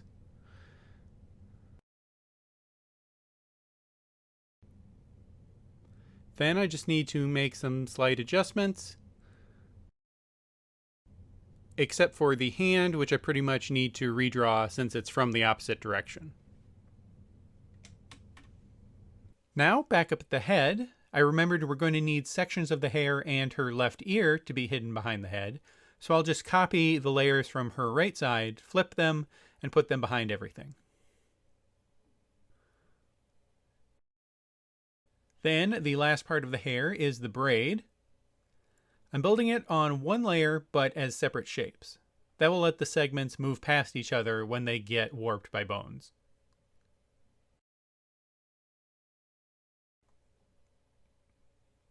Now we need to add the facial features. I'm going to do this slightly differently. The eyes and mouth need to be very precise in how they look as they change shape during rotation. To make sure I have all the control points I need to rotate convincingly, I'm actually going to start in the front view over here, using my other view as reference. For the eyes, I'm building them in the standard way. The parts of the eye are all in a group, and the whites are acting as a mask for the pupil so it can't go outside the eye. Then the lids and the lashes are set not to be masked so they can sit on top of everything.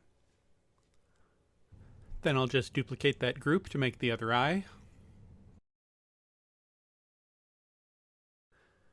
Now the mouth is going to get more complicated, but for now we'll just have a top and bottom lip. Then I'll add the eyebrows. Now that the front view is ready, I'm going to slide over all the shapes so that I can change them to their 3/4 view form.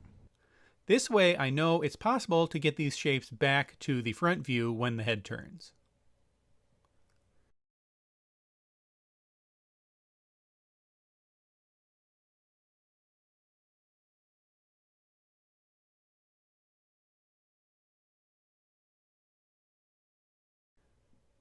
And I just realized I forgot her freckles, so let's make those. And move them over.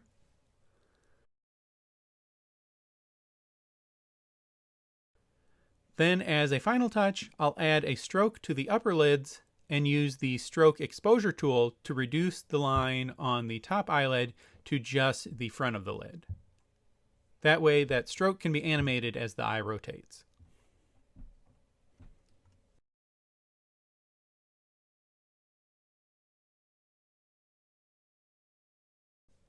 So there we go. That's our main character pieces. However, there is additional art we need. To really be able to give a performance with this character, we're going to need different hand positions and different mouth positions for lip sync. We'll set those up as switch groups in the next video. I'll see you there. In this video, we're going to set up alternate hand and mouth positions for our character using switches. We're actually going to learn about a new really powerful feature of switches that we haven't covered yet. Let's start with the right hand. I'm just going to duplicate the existing hand layer, and because it's built out of shapes, I can just reposition the fingers how I want, adding in the thumb since that should be visible now. Right now, I'm mostly concerned with having views of the hand from different angles. When we're actually animating the scene, we can always make whatever specific positions and gestures we might need. That's easier if you already have a view of the hand from the right angle.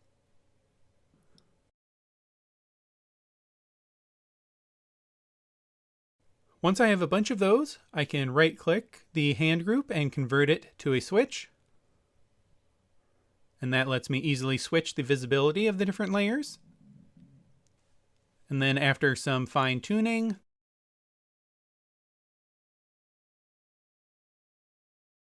this hand is good to go. Then I just need to repeat the process for the other hand. I want to make sure each position we have for the right hand has a corresponding position on the left hand.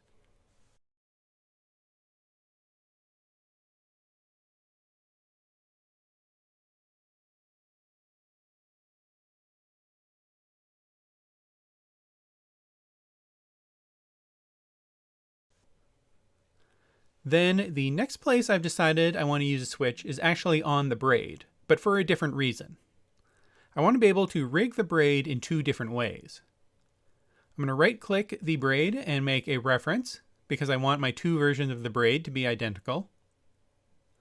Then I'm going to create a group for the first braid and call it Braid Dynamic. On this version of the braid, I'll eventually set up bones with bone dynamics that let the braid bounce and swing automatically. Then I'll make a group for the second braid called Braid Sketch. This one I'll rig with the Sketch Bone tool so I can easily animate the curve changing by hand when I want to do that. Then I need to put both of those groups into a switch group, and that will let me swap between them on the fly when I need to change my technique.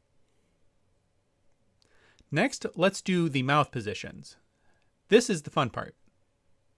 So when speaking, the individual speech sounds we make are called phonemes, and there are a lot of them.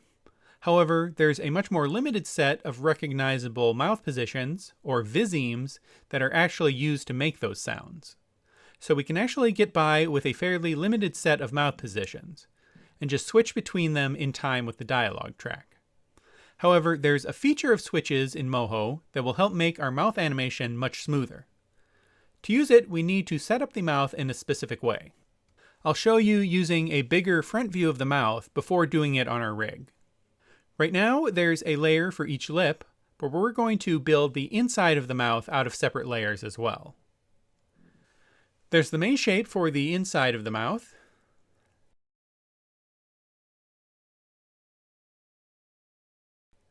Then I'll add the top and bottom teeth.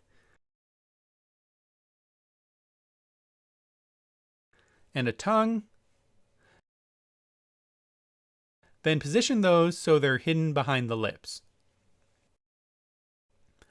Next, I'll set this mouth group up so that the mouth inside shape is masking everything except the two lips on top.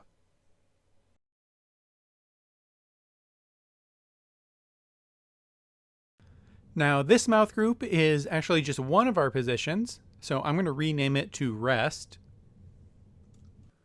and put that inside of another mouth group that will eventually be our switch. Then I'll duplicate the resting mouth group, and we'll use this to make our ah mouth position.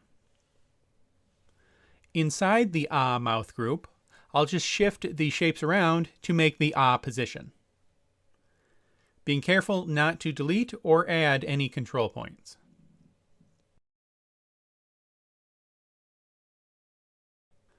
Then let's make the mouth group a switch and try it out on the timeline. I'll set the switch in a starting position and then come out later and switch it to the other position. And you can see it switches on the timeline. But now the cool part. I'm going to go to the layer settings for the switch. On the switch tab, we can enable interpolate sublayers. And now you can see the timeline is now showing keyframes because it's actually animating between the states instead of switching instantly. Now the reason it can do that is because we have layers with the same names inside the groups we're switching between. So it knows to treat the shapes on those layers as the same and interpolate the points. Now in the corner of the mouth, you can see the inside mouth shape isn't in the right position, so we're seeing gaps during the animation. On the resting pose, let's change it so the inside shape starts off with points in the corners of the mouth. Now when it interpolates, it looks perfect. So this is the technique we'll use to do the mouth on our Betsy rig. I made a version of the mouth with the interior shapes, and I just copy it and adjust the shapes to make the next mouth position.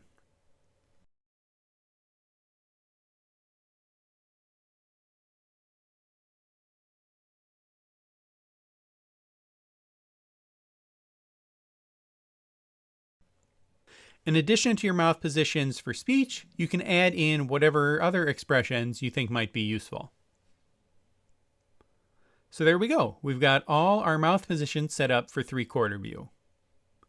Next, we need to start the actual rigging process and give our character some bones. We'll do that in the next video. I'll see you there. In this video, we're going to go through the process of giving our character all of the bones she'll need and binding the artwork to the bones. I'm going to start by right-clicking our main character layer and converting it to a bone group. Then I can just start drawing the bones with the Add Bone tool. I'm going to start from the hips and go up the spine. I forgot to add a root bone for moving the whole character around, but I can add that later. Then I'll just add the chain of bones for the legs. The feet are going to have 3 segments to go with the 3 main parts we built for the boots. Then I'll add in the arms.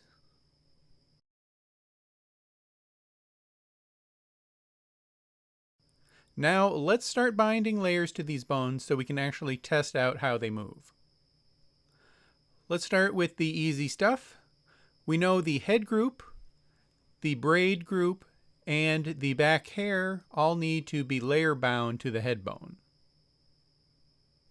Now for the rest of the character, we'll need to do a little more guess and check to find the best way to bind things. For the arm, I'm pretty sure we just want the 3 layers of the sleeve to be flexi-bound to the 2 main bones of the arm. Then the hand switch, we can just layer bind to the hand bone. The wrist is hidden by the sleeve, so we wouldn't see that bend anyway. And I'll just do the other arm the same way. And then for the legs, for the time being, I'm just going to flexi-bind all the parts to all the leg bones. Right now, I just want to get every layer bound to something. Then let's get the bone strength under control for all these bones. I'm going to shrink them all down so they're within their corresponding artwork.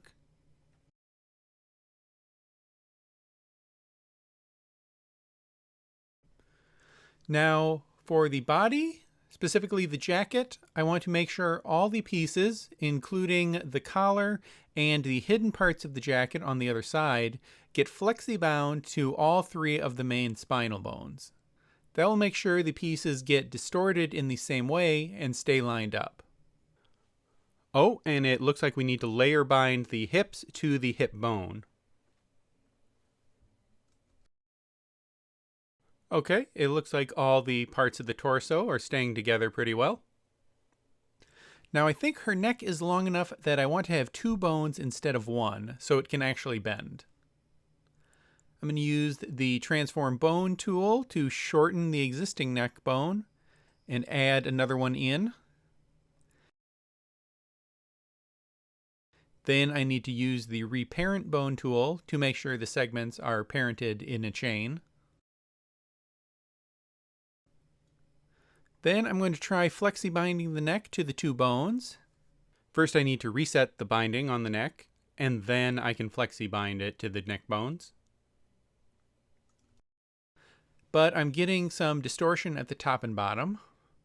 So let's use point binding to bind the base of the neck to the chest bone and the top of the neck to the head bone. Now that's pretty close. We can always fix the details with smart actions later. Now let's revisit the legs. I'm going to flexi-bind the thigh, shin, and knee layers to the thigh and shin bones. And then for the boot, I'm going to treat it kind of like how we did with the jacket and flexi-bind each piece to all 4 of the lower leg bones in the chain. And then let's make sure the belt is layer bound to the hip bone. And let's test out the arm. Okay, so when I move the arm, I can see the belt buckle and the front of the t-shirt must not have gotten bound. So I'll flexi bind the bust layer to the 2 main bones of the spine. Then for the belt buckle, I'm just going to layer bind it to the hip bone. Okay, now we can move the arms without distorting anything. And we can move the spine, but I'm going to use point binding to make the bottom of the shirt stay attached to the hip behind the belt. Kind of like the shirt is tucked in. There, now that looks good. So for the elbows and knees, I'm going to want to set up smooth joints to get a better bend. But on this front arm, I think the upper arm bone and forearm bone aren't in line enough to do that. So I'm adjusting the bone and the artwork to make it start straighter. Now I'm going to need to rebind the sleeve. And with those 2 bones selected, I'm going to go to Bone, Create Smooth Joint for Bone Pair. Now this is important. You have to do that again for each layer that's bound to those 2 bones, or it won't look right.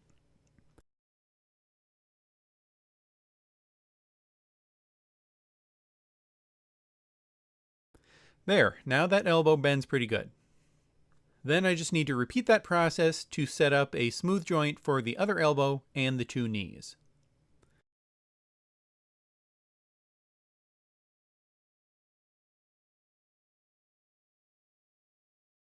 Now for the skirt, I'm going to attempt to point bind the different parts to different bones to try to make them move along with the legs. This might not end up working out once we try to apply our smart actions, but I'll give it a try for now.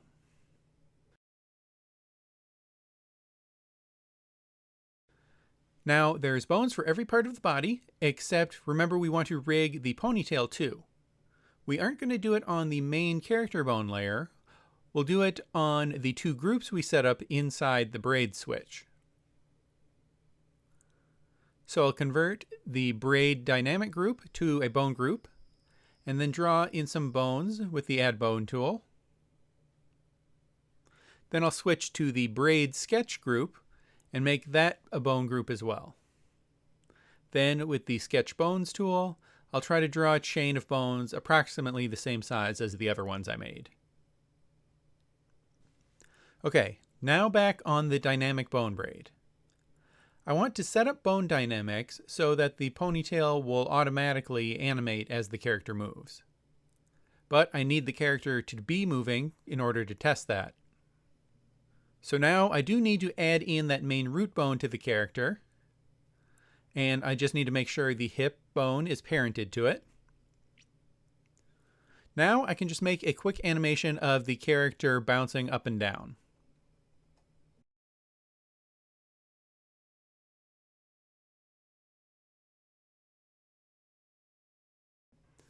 Now back on the braid, I'll make sure those bones have names.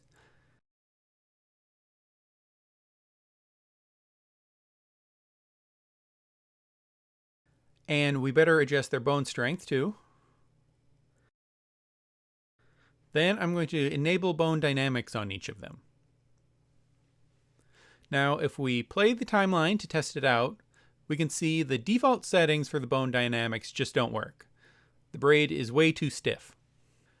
After experimenting for a while, I found that the torque, spring, and damping settings all need to be brought down much lower, like in the 0.2 to 0.4 range.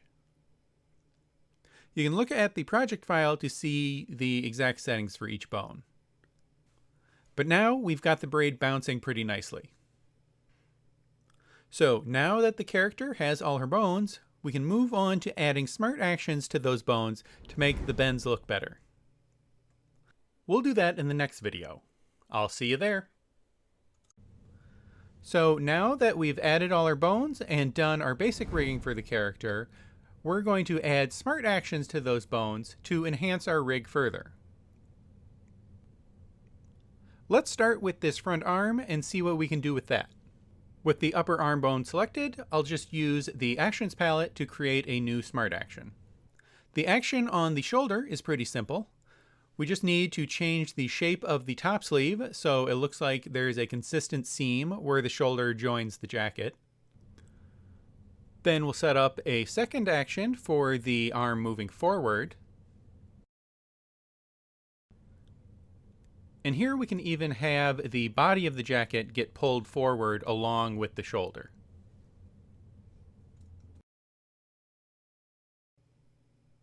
The action on the elbow is much trickier. We need the crease to look natural over the whole course of the bend. It can be tricky when the arm bends this far. It's best to start at the beginning and gradually work the points into their end position. Good. Now, one last thing on this arm.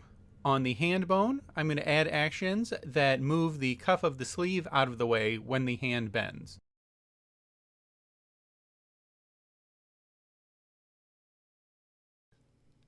Next, we'll do the actions for the chest bone bending. We want to control how the jacket and the shirt flex.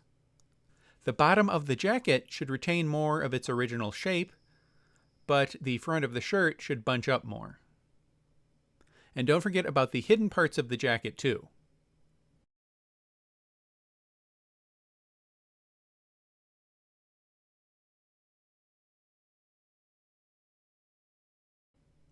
Then let's do the knees.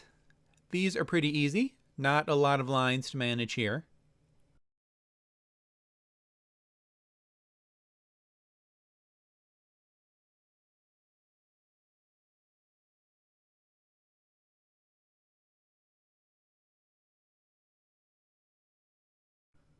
The boots, however, are much trickier.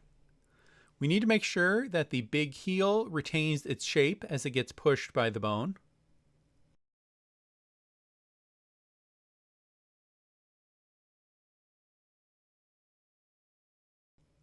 Other than that, it's mostly a matter of making sure the lines for the other parts of the boot stay lined up. And I'm actually going to have the perspective on the sole shift a little too.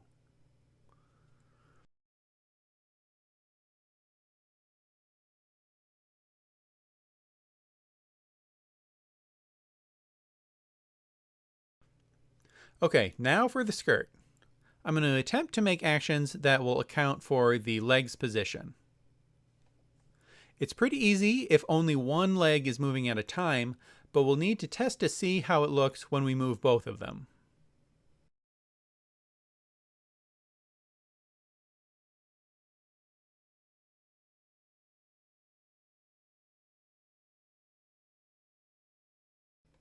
At this point, we've got a ton of actions in the actions palette, so let's organize those into folders to keep track of them.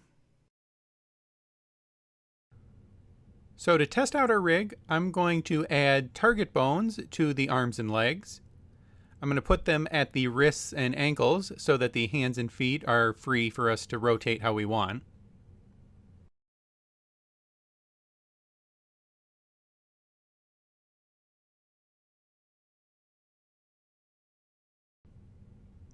I'm also going to add some limits to the bone rotations so it'll behave more predictably. Once we get into situations where the character is rotated, these kinds of limits might actually get in the way. But for testing purposes, they're going to be very helpful. Here's a tip. If you're using a target bone and the limb doesn't seem to want to bend the right way, use the Transform Bone tool and hold Alt to try to move the bone to bend the other direction. Once you do that, it should work. Now that we've got the legs bending, we can see the skirt is in fact messed up. The actions from both thigh bones are combining to push the skirt too far. So we'll need to handle that in a different way. First of all, I'm going to clear the point binding on the skirt and just make all the parts of it layer bound to the hip. Then, instead of using the thigh bones to drive the smart actions that distort the skirt, I'm going to set up two control bones so we can just adjust the shape of the skirt directly by hand. Starting with the skirt front control, I'll set up an action to try to define the max range of how far forward one of the legs might come. Fortunately, the range is kind of limited by how far she could realistically stretch while wearing a skirt anyway. Then for the other direction, we'll try to define how far back the skirt might go if both legs were back.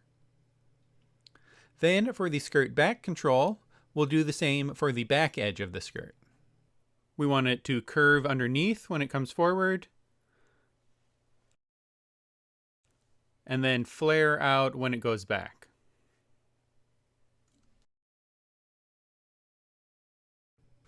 Okay, now back on the main timeline. I've temporarily disabled the target bones so we can just put the legs in a position and then use the skirt controls to match up the skirt accordingly. I think that's going to work pretty good. So that's it for the basic rig. We can try moving her around and the actions seem to be working pretty well. It's a little bit of a bummer that the skirt has to be controlled by hand, but it's still pretty easy and will give good results in the end. So that's it for the main bones and actions for the body. Next, we're going to use more bones and smart actions to set up rotation controls that will let us turn different parts of the body toward and away from the camera. We'll do that in the next video. I'll see you there.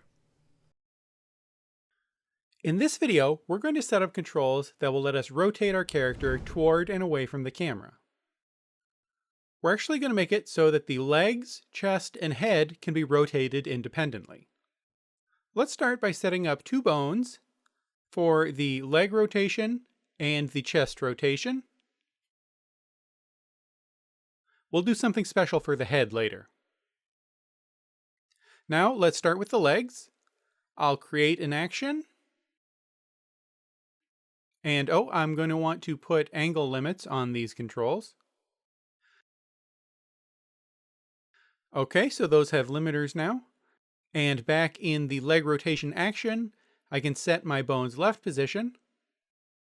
And now I can start shifting all the artwork to a front view. It's typically really hard to make a rig that can actually rotate this far and still work right, but we're going to shoot for it and see what range of motion is viable when we start animating. The trick here is I want the waist to stay lined up to the top of the body throughout the rotation. Then I can have the hips and chest pointed in different directions. Now we need to use the Transform Bone tool to reposition the hips and leg bones. Once those are in place, we can keep going with the skirt. This is where having that hidden skirt seam comes into play. Now we need to rotate the leg artwork to a front view.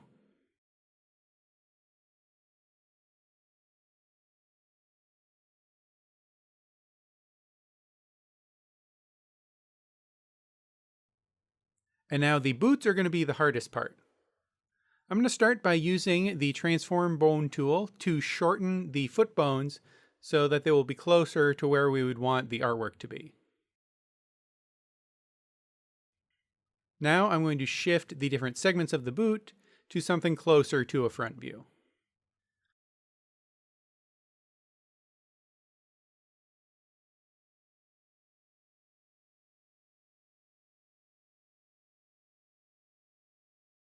Okay, I'm going to call that close enough to a front view for the boots.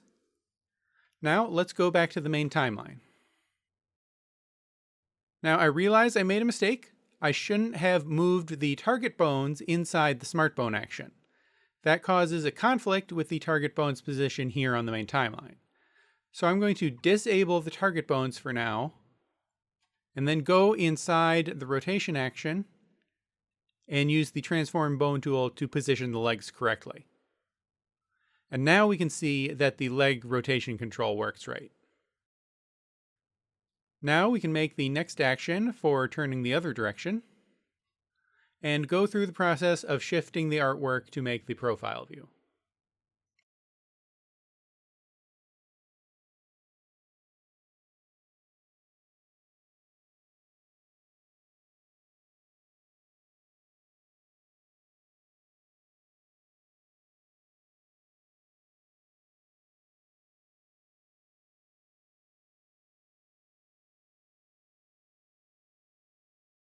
Okay, so that's the rotation control for the lower body.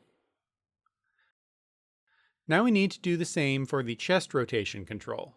We set the action up and then move around all the parts.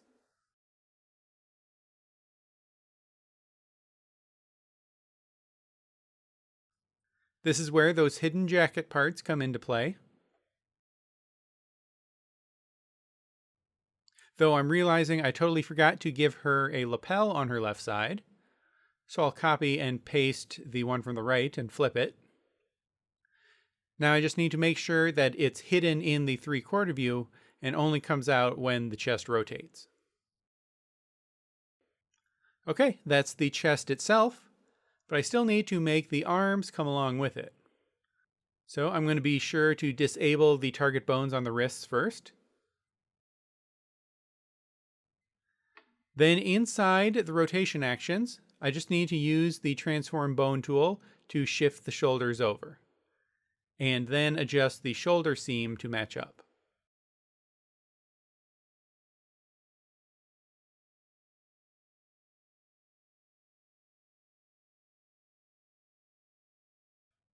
And there, now the chest is done. Next, we're going to make the control for the head. We're going to use some clever tricks to make a control that can set the rotation and tilt of the head at the same time. First, I need to make a layer to draw a visual guide on. And I'm going to check this box so this layer won't be rendered when the scene is exported. Then I'm going to draw a circle. Then I'm going to use the Add Bone tool to add a pin bone to the center of the circle and call it Head Control. Then I'm going to add pin bones at the exact bottom and right edge of the circle.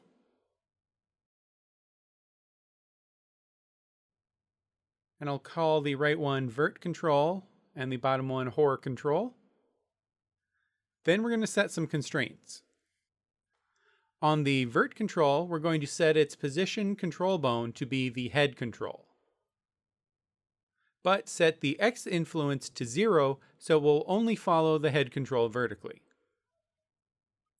Then I'll do the same to the horizontal control bone, but set the Y influence to 0 so it will track the head control horizontally. So now when I move the head control bone, the bones on the sides slide along with it. Now I'm going to draw out a bone horizontally, pointing at the Vert Control. This bone will actually drive the head tilt action, so I'll call it head tilt. Then I'll draw another bone for the bottom and call it head turn. Then I'll turn down the strength on those bones. And then set the two long bones to target their corresponding pin bones. And then let's make sure none of the bones are parented to each other. So now, when we move the head control, you can see how that will drive the rotation on the head turn and head tilt bones. Next, before we can set up our actions, we want to set the angle constraints. I'm going to guess 45. And if we check, it looks like the rotation stops just a little too soon. So let's change that to 50 degrees.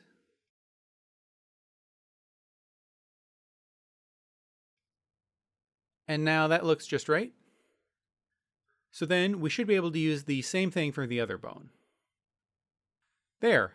Now we can just create smart bone actions on those, starting with the head turn bone. Once that's set up, we need to shift all the artwork around to create our front view.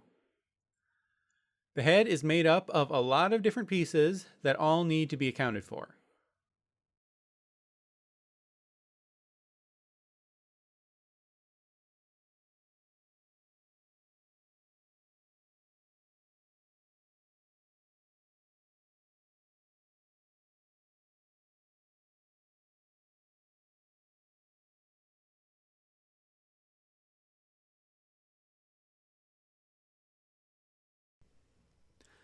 I decided I need an extra line on the nose to define the tip when it's in the front view. In the 3/4 view, I'm going to use the stroke exposure tool to reduce it down so it's invisible.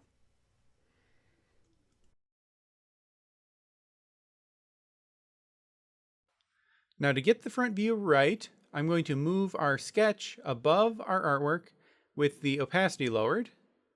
So now I can use that as a guide to get the shape of these features right.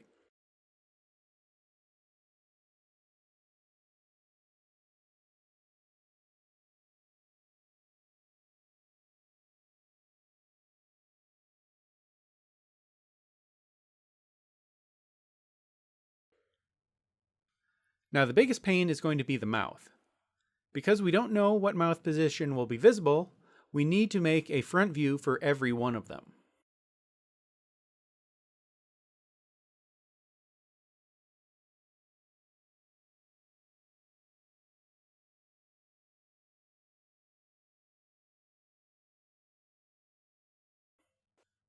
Okay, the mouth is finally done. So let's test out the rotation. And oops, I definitely did something wrong. It looks like in my action, I must have used the layer transform tool to move the nose and eye groups, which isn't going to work. I need to move over the actual shapes on the layers for the actions to move them. The mouth worked because it's a switch, so I could move that with the layer transform tool. So now that that's fixed, the front view rotation works. Now we need to do the next action for the turn to profile view. Oh, and I just realized I need this group of freckles masked off so I can slide them off the edge of the face. So I'm going to put those in a group with the main jaw layer. And then turn that into a mask group. So now these freckles are masked by the jaw art.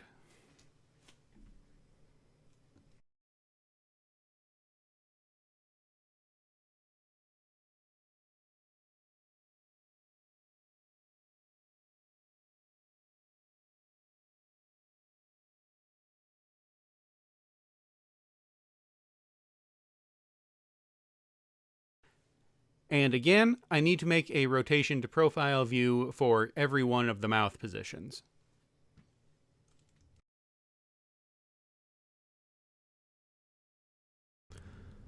Okay, that's everything done.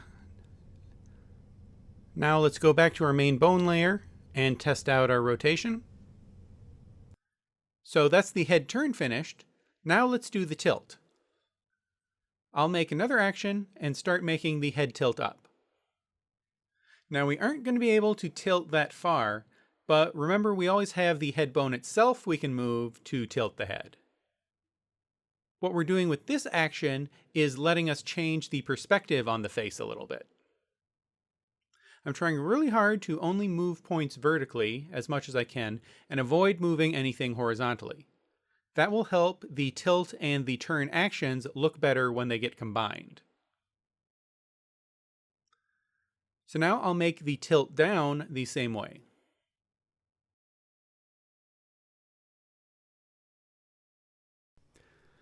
Now in all these actions, we want to make sure to account for the pieces of artwork that are hidden behind the character. It might not be visible from this angle now, but if the head returns towards us, it would be visible, and we need to make sure it's in the right place vertically.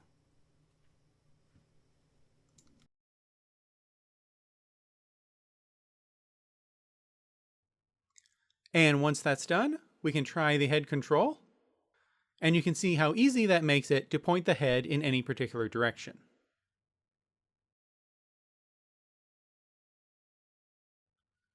Now that that's working, we can select the side portions of the head control bones and set them to be shy bones, leaving us with just the single central control handle visible. So that's all our rotation controls done. The last set of controls we need are the controls for the facial expression. We'll set those up in the next video. I'll see you there. In this video, we're going to set up the facial controls for our character rig. All of these are just going to be basic bone dials like we've seen before, but we'll lay them out in different ways, customized to the features they're controlling.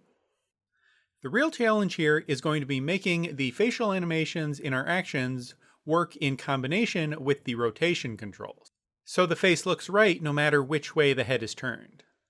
Let's start with the eyebrows. There's going to be 2 dials for each eyebrow. I'll make a vertical one to control the height of the eyebrow, called right eyebrow height. Then I'll make a horizontal one to control the angle or pitch of the eyebrow, called right eyebrow pitch. Then I'll make the 2 controls for the other eyebrow. And let's make sure these aren't parented to anything. And bring the bone strength down to 0. Then I'm going to want to have the labels on for all of these controls.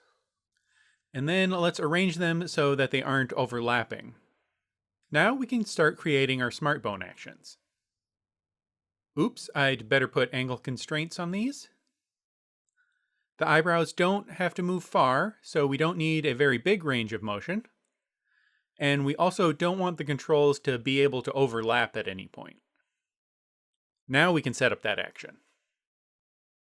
This is going to be a really simple one. We just need the whole eyebrow to move upward.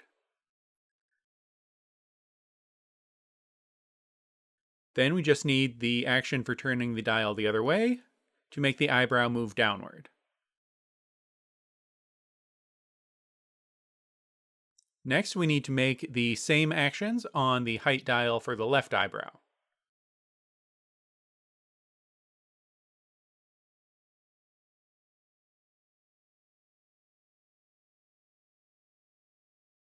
Okay, now let's set up the actions on the pitch control. When it goes down, we want the eyebrow to arc down to match. And when it goes up, the eyebrow arcs up.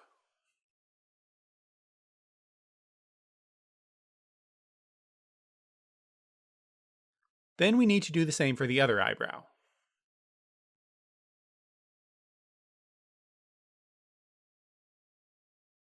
So with that done, now comes the real test.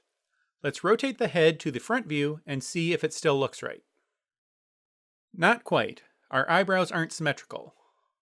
Her right brow looks good, but the left one is a little off. So I need to go back to the actions on that eyebrow and see if I can do something different with how the control points move to make it look different in the front view.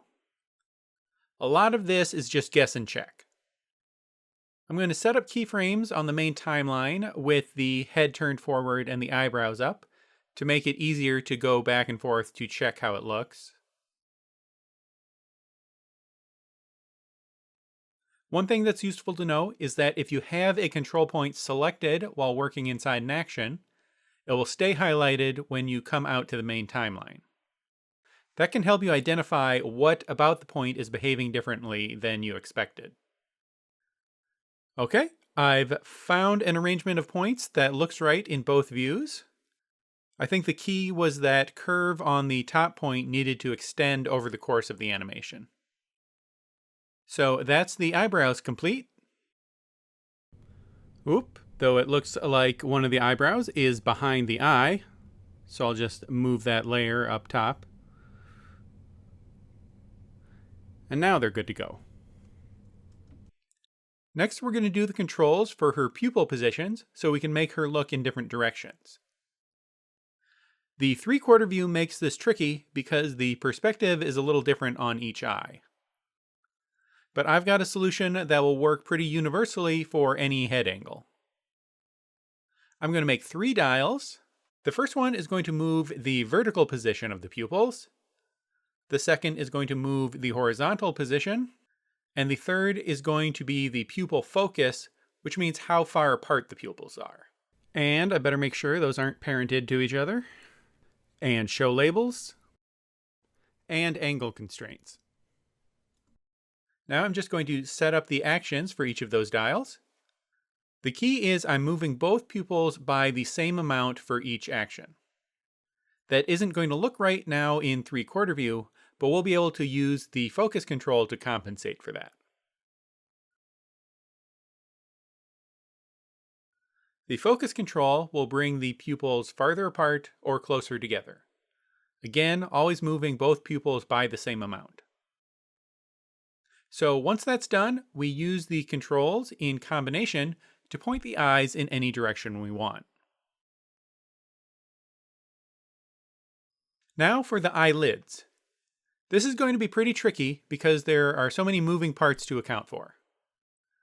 I'm going to start by setting up 4 bone dials. One for the top and bottom eyelid on each eye.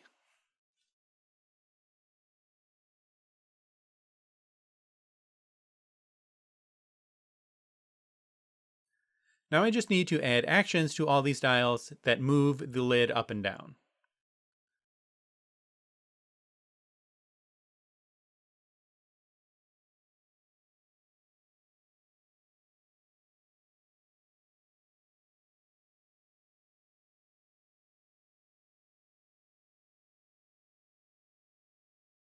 So there we go. With these 4 controls, we can create a bunch of different expressions. However, when we want to just do a simple blink, it would be a pain to have to move 4 controls. So I'm going to make a single separate control that can open and close both eyes at once. When I set up the actions for this bone, I can just use the other controls to put the eyelids in the position I want for a blink. And then I'll make an action for the other direction that opens the eyes wider. So that's a lot easier to use in most situations. Just know moving this control will override whatever the individual lid controls are set to, because the actions on this control directly animate those bones. So now, the moment of truth, let's rotate the head and see if it still works. And oh boy, that's pretty bad. Most of it's alright except the eyelash layer itself is super messed up. I had a feeling this might happen because the eyelashes are such a complicated shape, made up of so many control points. But I think I know a better way to handle this. Instead of making the eyelashes a complex shape like this, I'm going to replace this with a single stroke and use the line width tool to give it that tapered look. Then, for the eyelashes that stick out, I'll make them out of simple, separate shapes with just 3 points each. That looks pretty much the same, and it's going to be a lot easier to transform in a way that will behave predictably. However, I do now need to go through all the actions and reanimate the eyelash layer.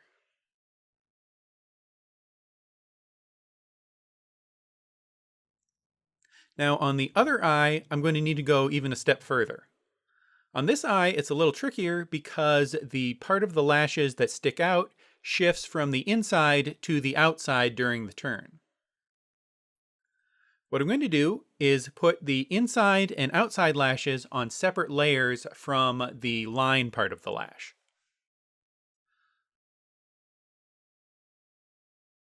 I'll make animations on each of those layers so that the outer lash grows out as the inner lash shrinks down during the turn.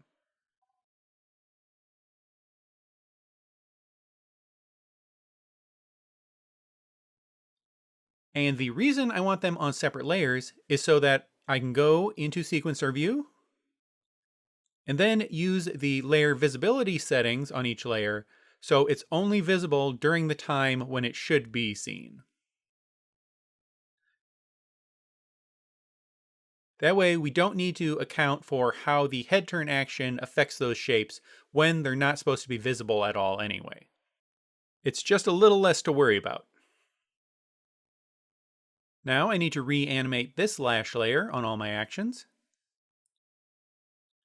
And then, just like we always do with hidden shapes, even for those lash shapes that have their visibility turned off, I still want to animate them so they're in the right position when they become visible. Okay, now when I use the head control, the eyelashes look a lot better. And they even work in the middle of a blink as well. So that means all our facial controls are working now. We can easily use these to put the head in any position we want and give her any expression. So the controls are all working now, but there's a little more we can do to keep these organized and usable. We'll put the final touches on our rig in the next video. I'll see you there. In this video, we're going to finish up our character rig by adding some features to our controls that will make it more convenient to use. I want to be able to move the controls around so that they can be out of the way of the character when I'm actually animating. So I'm going to make a small bone here, and I don't want it to be able to move, so I'll set its constraints to 0 and set it to independent angle. And I'm just going to name it eye control and bring the strength down. Now I'm going to parent all the face control bones to this bone.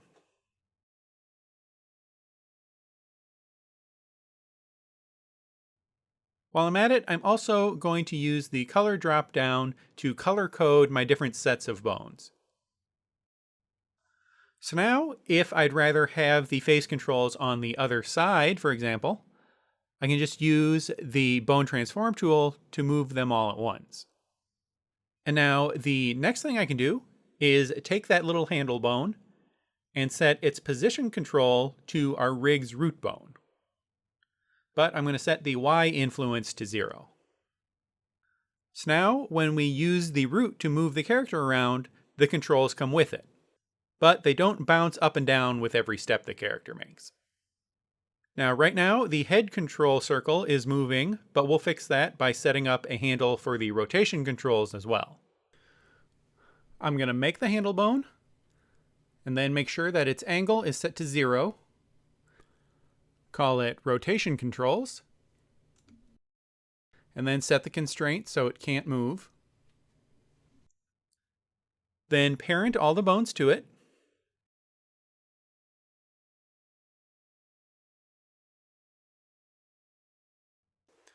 And like with the other handle, I'm going to set its parent control bone to our character's root with the Y influence set to 0.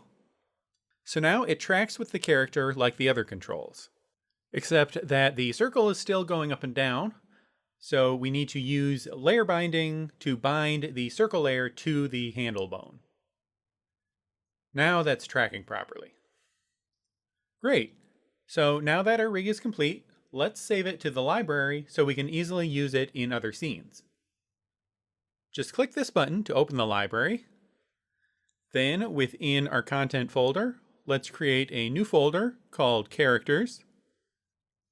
And then, if our main Betsy layer with the whole rig in it is selected, we can just click the plus button here on the library. And we'll add a copy to the Characters folder. So then, if we're in a new project, we can go to the library and find Betsy in the Characters folder, drag her out, hit OK. So that's it. The rig is ready to go. Next, we're going to try out doing some animation with this rig by making a walk cycle. And I'll show you how to save animations as actions along with the rig so that you can reuse those later in your scenes. We'll cover all that in the next video. I'll see you there. So now that we've got our rig built, we're going to try animating with it by doing a walk cycle. Before we get started, there's one feature of the timeline we glossed over before that we can illustrate now. And that's the auto freeze keys option. So let's come out a little ways on the timeline and put the character in a new pose by moving this left arm bone. Now, something to understand about the timeline, on the top here there's the gray channel that represents the rotation keyframes that are set on any bone in the rig. And below that are these red channels that will show you just the keyframes for the bone you have selected. So let's come out later on the timeline and make the next pose by putting both arms over the head. However, now we have an issue. On this right arm, the last keyframe was all the way back at the start. So it starts animating all the way from the start, instead of from the last pose. So this is where freezing keys can be useful. Let's delete all the keys and try this again with auto freeze keys on. With that on, whenever we position a bone in the rig to make a new pose, it automatically adds keys for every bone in the rig. Now, when we come and make our next pose, we know it's going to animate exactly from the pose where we last left off. Now, you might not want to have that on all the time because you'll probably end up with a lot of keyframes you don't need, and that can cause issues later. So instead of having auto freeze keys on, you can use the shortcut Command or Control F to freeze keys at a particular frame just when you want to. Now, since we're going to end up with a lot of keyframes, if we want to make sure to get rid of them, the easiest way is to go up to Animation, Clear Animation, and use one of the options here. This will clear keyframes from the main group layer that you have selected and any sub-layers within it. Now, one more thing to think about. When we animate a character walking, we know how to move the body parts around, but how do we handle moving the character itself across the stage? There are a couple ways to handle that. The first way is to use the Layer Transform tool to set keyframes that move the character. This is really simple to do. However, that gives you the extra challenge of matching the speed the character walks to the speed they move across the screen. The other option is to just move the root bone of the character. We even built our rig to be able to do this and have the controls move with it. If you build the horizontal movement into your animation this way, it makes it easier to match the horizontal speed to exactly how the character is walking. But there's another disadvantage. Even though we moved the character, the anchor point of the character layer stays in the same place. That means if you wanted to scale the character while they move, the layer is going to scale from the anchor point, not the center of the character. If we don't move the root bone and just leave it over the anchor point and animate the layer instead, it makes it easy to use scale to make the character come closer or move farther away. Both are useful ways to work. But for this example, we'll animate the character walking in place and rely on animating the layer for the horizontal movement. So let's set up the character for the walk we'll be animating. I'm going to rotate the character so she's facing more horizontally. And then now that I know the neutral position for the ankles, I can position my target bones and set the legs to target them. I've also set the first bone of the foot here to independent angle.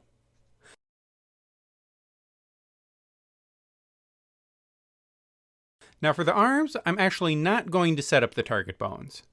I just want the arms to swing in a natural arc, and that's actually going to be easier without using target bones. So now I'm going to make the starting position for the character. I want the front foot just at the point where it's making contact with the ground. And then set the arms outward opposite to the legs.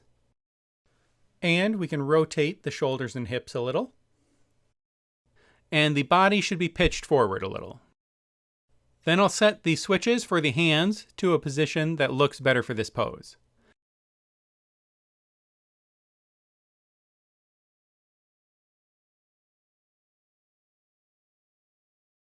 Then I'll select all the keys and copy and paste them out here at, say, frame 17. That will give us a 16 frame walk. That's the end of the cycle. Now halfway between those, at frame 9, I'll paste again, but this time we're going to reverse everything to make this the touchdown pose of the other foot. I'm using onion skinning so I can generally match the position of the feet and arms so the walk looks symmetrical. I'm going to take advantage of my rotation controls so the character's chest and hips can rotate slightly in opposite directions as she walks. Now I'm going to use Command F to freeze keys on those poses to make sure they stay as I set them. Now we need the in-between positions to actually move through each step. I'm going to hide the arms so I can focus on the legs and body. The first thing is to move the root bone up so she gets higher when her leg is directly beneath her. I'm also going to use the Transform Bone tool to lengthen the bones of her trunk and neck so she'll have a little more stretch as she bounces with each step.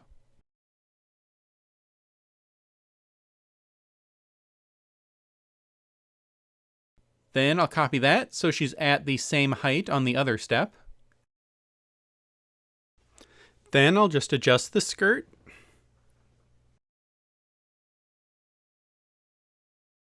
And then we've had the default easing on linear, so let's set the easing on all these keyframes to ease in, ease out, to make the bounce look a little more natural.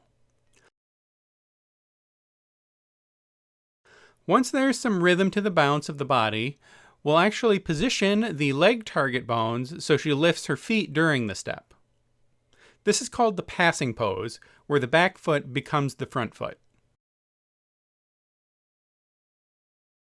I'm going to set the easing so it eases in on the first half of the step and eases out for the second.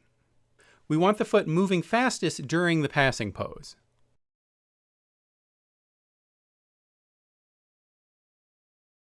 Then let's set the timeline to just our 16 frames to see how the cycle works. First, that's a little faster than I want, so I'll extend this out. So the walk is 24 frames instead of 16.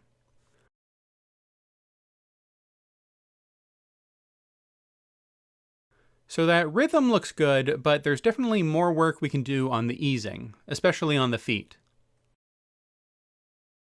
So I'm going to change the easing on the target bone keyframes to Bezier and switch to the motion graph.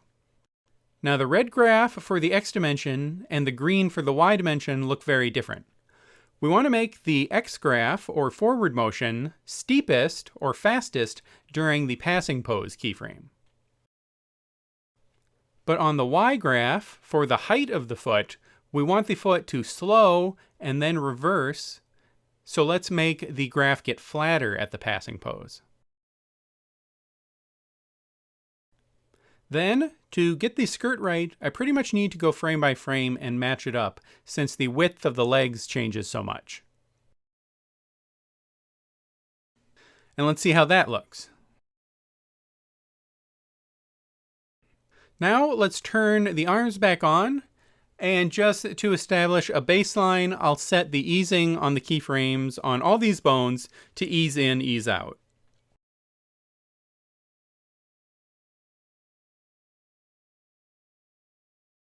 And let's see how that looks. That kind of works, but it's pretty stiff and robotic. So let's look at how we can enhance this and make it more natural. First, let's go into the motion graph for the arm and switch these keyframes to Bezier to give us more control. Then, to make the arms more natural, we want to offset the rotation of the 3 arm bones so it curves and whips a little as it swings. With the motion graph, we can do that easily without having to add a bunch of extra keyframes. I'm going to bend the curve here so it actually overshoots this key and the curve peaks a little later. Then I'll do the same for the opposite hump of the curve. Remember, this is going to loop, so we can imagine that the two handles on the first and last keyframes are connected.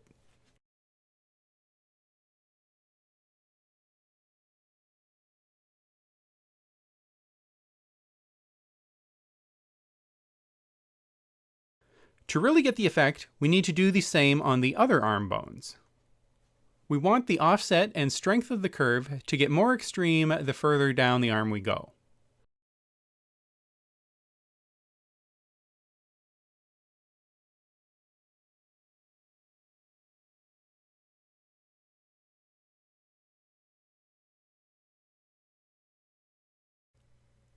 Then I'll just do the same thing on the other arm.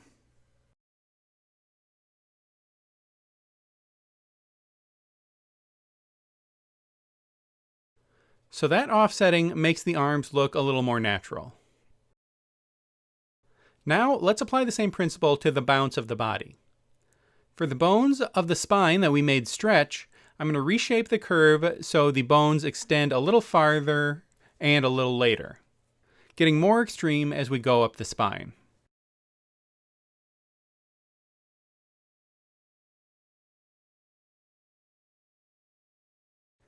And then, since we adjusted the swing of the arms, we should adjust the curves for the rotation bones to make sure the shoulders match up.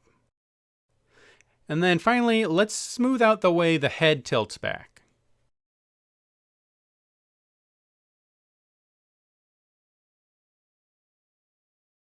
Next, let's work on the way the feet behave. I'm going to adjust the foot bone so the foot drags a little more during the passing pose. Then if we go into the motion graph, all of these are still linear, so let's set those to smooth. And then from there, we're going to set everything to Bezier and apply the same principles that we've been doing on the arms and spine. We want to generally smooth out the curve, and we want to offset the curve in a few places so that we get some more flick and flexibility in the movement of the toe.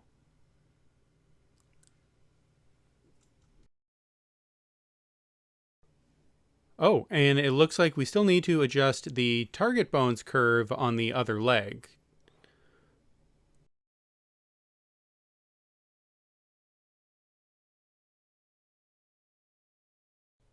So now that foot has some flexibility that sells the motion more.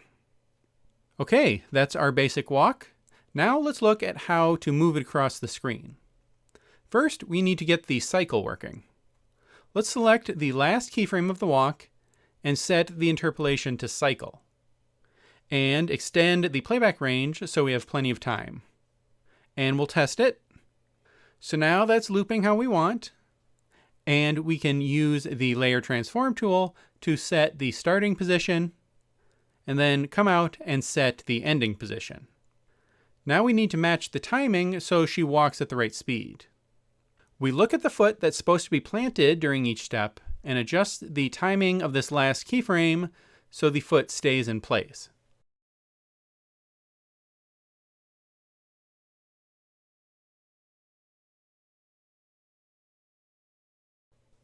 Looks like there's some spots where the foot is moving unevenly. At the end of the step here, I'm going to adjust the target bone so the ball of the foot moves at the same speed as the ground. That's the part that's actually meant to be in contact. Then I'm realizing we don't actually want the cycle to go all the way back to frame 1. Since our last frame is already the same as the first frame, it's holding a frame too long on that pose. We actually just want it to loop back to frame 2. So I'll select those last keyframes and go to Window, Keyframe. And here we can set it to go to frame 2 instead of frame 1. So let's check the walk.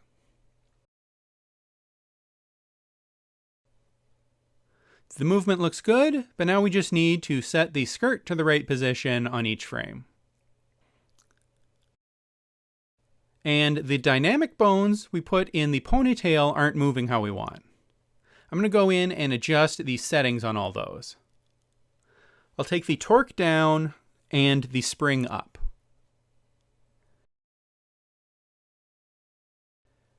There, now that looks more like what we want. So now that we've made an example animation, I want to show you how we can save this as an action along with the rig. We'll do that in the next video. I'll see you there. So we finished making a walk cycle animation for the character. Now in this video, I'm going to show you how to save that animation as an action that comes along as part of the character rig. First, I'm going to clear the animation on the layer so that we're just dealing with the walking in place animation. This will be the animation that we save.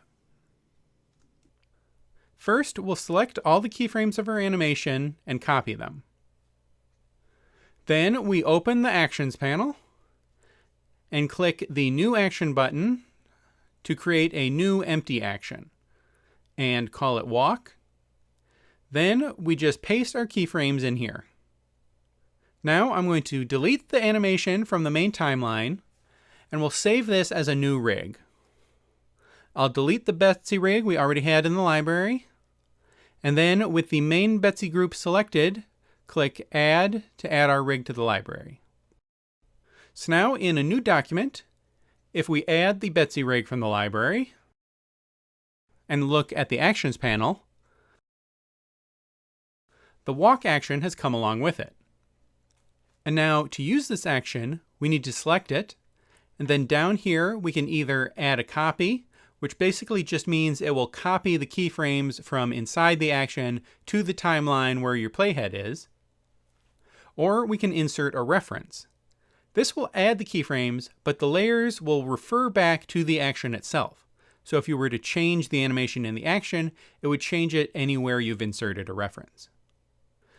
Now there's a weird problem here where the root bone isn't going up and down. If I select that, I can see on the timeline that my X and Y channels are separated and don't have any keyframes. If I just rejoin the dimensions, then it's able to apply the animation from the walk action. Now if you don't want the walk to be exactly the same, you still have the option to move the bones around. If you do that, it will break the link to the walk action, but only for the layers that you've actually changed. And lastly, we saved the cycle effect as part of the action, but we can break the cycle at any time. So for example, let's come out here and say starting at this point we want her to stop walking. So I'll Command F to freeze keys, and now we can just add whatever custom animation we want after that point to make her slow down and stop. So that's it for rigging. We'll come back and animate a scene using this rig in the last part of the course. But before that, I want to show you another way to animate in Moho, and that's traditional frame-by-frame animation. We'll look at that process in the next set of videos. I'll see you there. So far, we've been working exclusively with Moho's vector tools. But in this video, we're going to look at Moho's bitmap drawing tools, which let you make drawings and paintings that look closer to natural media. Now, to get access to the bitmap drawing tools, we need to be working on an image layer. So let's create one. I'll give it a name, and we want to make sure it's at least as big as our document resolution. And we want the background transparent for our purposes. And I'll just make that the default. Now in our tools palette, we have a very limited set of tools. We just have a brush, a paint bucket fill tool, an eraser, and a crop tool. However, with the brush tool selected, we get a bunch of functionality up here in the toolbar. Here you select the type of brush you want to use. More on that in a second. Then you control the size of the brush here, and you can pick the color here. Note that you can't use the style palette to set the color of a bitmap brush. To get a bitmap color picker, you need to go to Window, Bitmap Color, and then we can make sure it's docked as well. With this, we can easily pick the color and set the opacity of the color. Now, what this doesn't give us is the ability to create a nice palette of colors to easily pick. So what you might want to do is make another image layer and import a separate image you prepared with your palette of colors on it. Then, when using the brush tool, even on another layer, you can hold Shift and get a color picker and select any color on the stage. And to change how your colors interact, you can use the Blend Modes drop down here. Most of these are standard blend modes that you would find in Photoshop or other digital painting programs. However, there's a pretty key feature that's hidden in here as well, and that's the Draw Behind option. This lets you paint your color behind the existing color. So this would be useful for coloring in a shape that you've outlined, say. You could try doing the same thing with the Paint Bucket tool, but depending on how textured your brush is, that might not end up looking great. If you want to do sort of the opposite, you can turn on Lock Transparency. Then the brush will only paint where there's already color with the same amount of transparency. And of course, if you want to erase something, you can use the Eraser tool. And the Eraser tool also gives us access to a handy Clear All button if you want to erase the whole layer. So those are the options for controlling color. Now let's look at the brush itself. You have a drop down with a couple options here. The spacing is how far apart your brush tip gets stamped. For most brushes, you want this very low to be able to make an actual brush stroke. Smoothing is how much the software will try to correct for your pen wobble to make your strokes smoother. Then down here, you can turn on pressure sensitivity, velocity sensitivity, or directional sensitivity, assuming the brush you're using is set to use those in the first place. Now this drop down here is where the real possibilities of the bitmap brush become apparent. By default, we have a bunch of different preset brushes with a variety of different textures and nuances, organized into categories. Brushes like these let you create more natural looking painterly effects than you can get with vector tools. To dig into the settings for a brush, click this gear icon up here. This shows you the stamp, which is the head of the brush, and the texture, which creates the paper-like texture within the brushstroke. And down here, we have settings for how the brush should react to your tablet stylus. It can react to the pressure, the velocity, the direction, and under general settings, we have the spacing and the default blend mode. Of course, on this preset brush, we can't actually change that, so let's set up a custom brush. The easiest way to do that is to just duplicate an existing brush with the Duplicate button. Then I can change the name here and choose a category to put it in. If I want, I can create a custom category over here and then put the brush in there. Now I can change whatever I want. Say I want to use a different image for the stamp. I can click Change and then browse for a new image to use as the stamp. Then we can change the texture too, or just get rid of the texture altogether. Then for all these settings, you can set them to either linear, exponential, or logarithmic. The preview will show you the effect that will have. The left end is lowest pen pressure and the right is highest pen pressure. Then when you click Save, that brush will show up in your custom content folder in Bitmap Brushes as a .moho brush file. Now, just to finish out our look at the bitmap tools, we have the Crop tool. This is good for cases where a particular layer only contains one element of a scene. You can crop down the image to just the size of the content instead of having it take up the whole stage. Okay, so that's it for the bitmap tools. Now let's try these out and do some frame-by-frame animation. We'll do that in the next video. I'll see you there. In this video, we're going to use the bitmap drawing tools to do some traditional frame-by-frame animation. Let's do the same bouncing ball exercise we did before, but this time do it hand-drawn.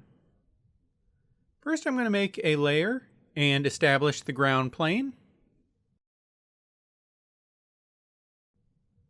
Then for the ball itself, we need to set up a frame by frame group. We'll go to the Add Layer button and then pick Frame by Frame. Now we need to choose whether to use vector or image layers for this animation. I'm going to use image layers for this demo. Now I need to pick a naming scheme and size for the images that we'll use for our frames. I'm actually going to make the image a little wider than 1080p so I have room to draw outside the edge of the camera frame. And now we need to choose a folder where we want to keep the image files for this frame by frame group. Remember, image layers in Moho will link to a separate image file. They aren't saved as part of the .moho file. So we'll make a folder in the directory next to our project file. And now image layers we create in this frame by frame group will automatically get put there. Then if we open that, we can see that it's made an image layer to serve as our first frame of animation. I'll start by drawing a ball at the top of the starting drop just out of frame.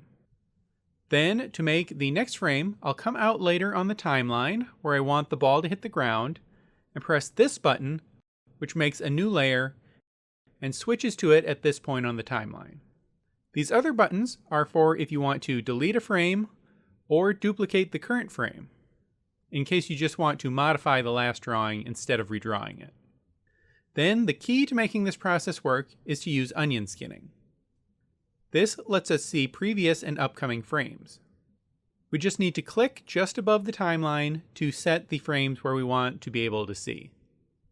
You can set up to 8 total frames, either backwards or forwards. And those markers track with wherever you have your playhead, unless you go in the settings drop-down here and uncheck relative frames. Then they stay wherever you set them. Now I'm going to go through and make drawings for all of the keyframes of the bounce.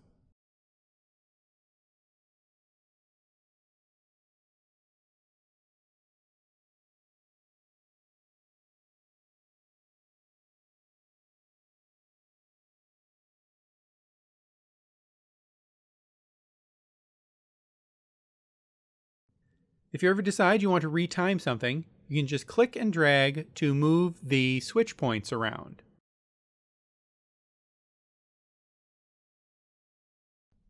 Now I'm going to set the onion skinning back to relative and go through and fill in the in-between frames.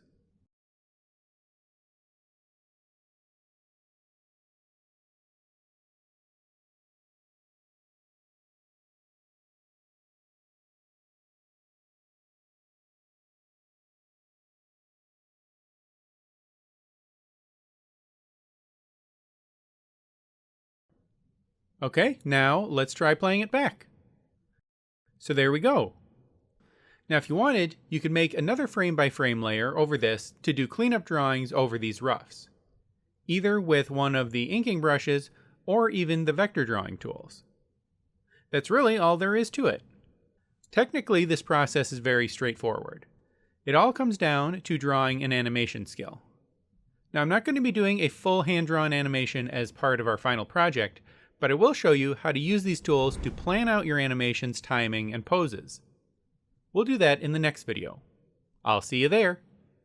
In this video, we're going to use the frame-by-frame animation tools to plan and sketch out a rough version of the scene we'll later animate using the rig we built. To give you a little sneak peek, this is the 3D background I'll be using for the final scene. It's just a section of hallway leading to a library. I don't need to bring this into Moho quite yet. I exported some images and made them into a simple 2D background that we'll use for the sketching out phase. This keeps our file simpler and better performing during the planning phase of the scene.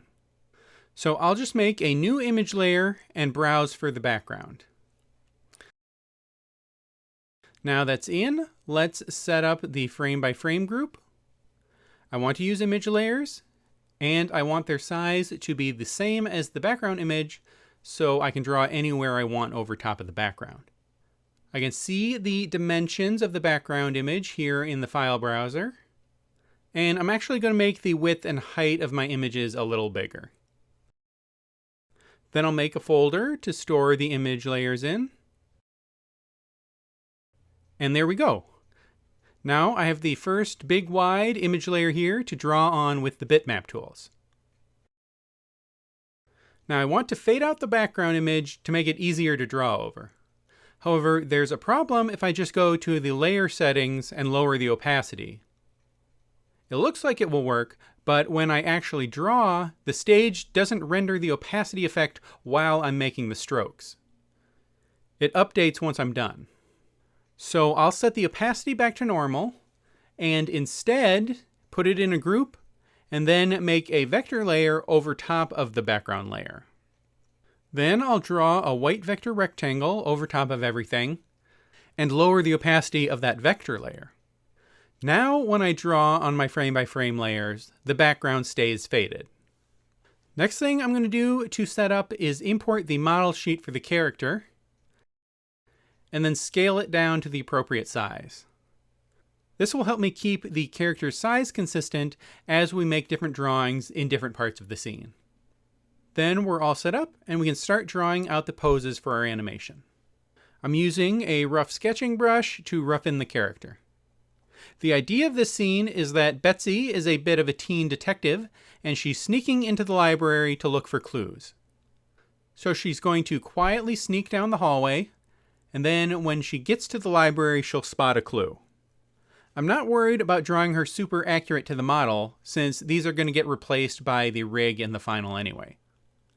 I just want them to be clear enough to indicate the pose that's necessary at this frame on the timeline, so I can match it when I pose the rig. I'm just trying to put in enough keyframes and in-between poses to make it clear how she's supposed to be moving when she sneaks. Some of these poses are pretty extreme and might push the limits of our rig's range of motion, but we can modify the rig or adjust things by hand if necessary. We don't want to let the fact that we're using a rigged character limit us too much. So at this point, she pauses cautiously before going into the library. I'm consulting the model sheet here to make sure she's sized correctly. So now the clue she notices is going to be on a globe, so I'm going to draw that on a separate layer in the foreground here. She's going to walk in, look around the space a little bit, and do a take where she steps back in her tracks.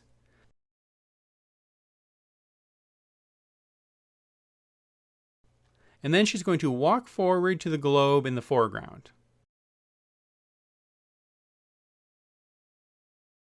Great! So that's the end of the shot. Now to make it easier to see, I'm going to go back and with my brush set to draw behind mode, I'm going to paint in the character with white.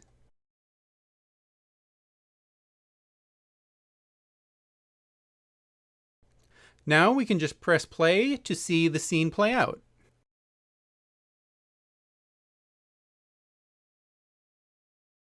Cool. Now, if we wanted, we could just keep going and draw in even more in between poses. And if you wanted to do this as an entirely hand-drawn scene, it would just be a matter of doing clean-up color drawings over top. And of course, we still need to pan the camera with the character so she's actually in frame for the whole animation. We'll be working with the camera more in the next video. So with this 2D animation as our guide, we're ready to start building the final scene that will be animating using the character rig in a 3D environment. We'll do that in the next set of videos. I'll see you there.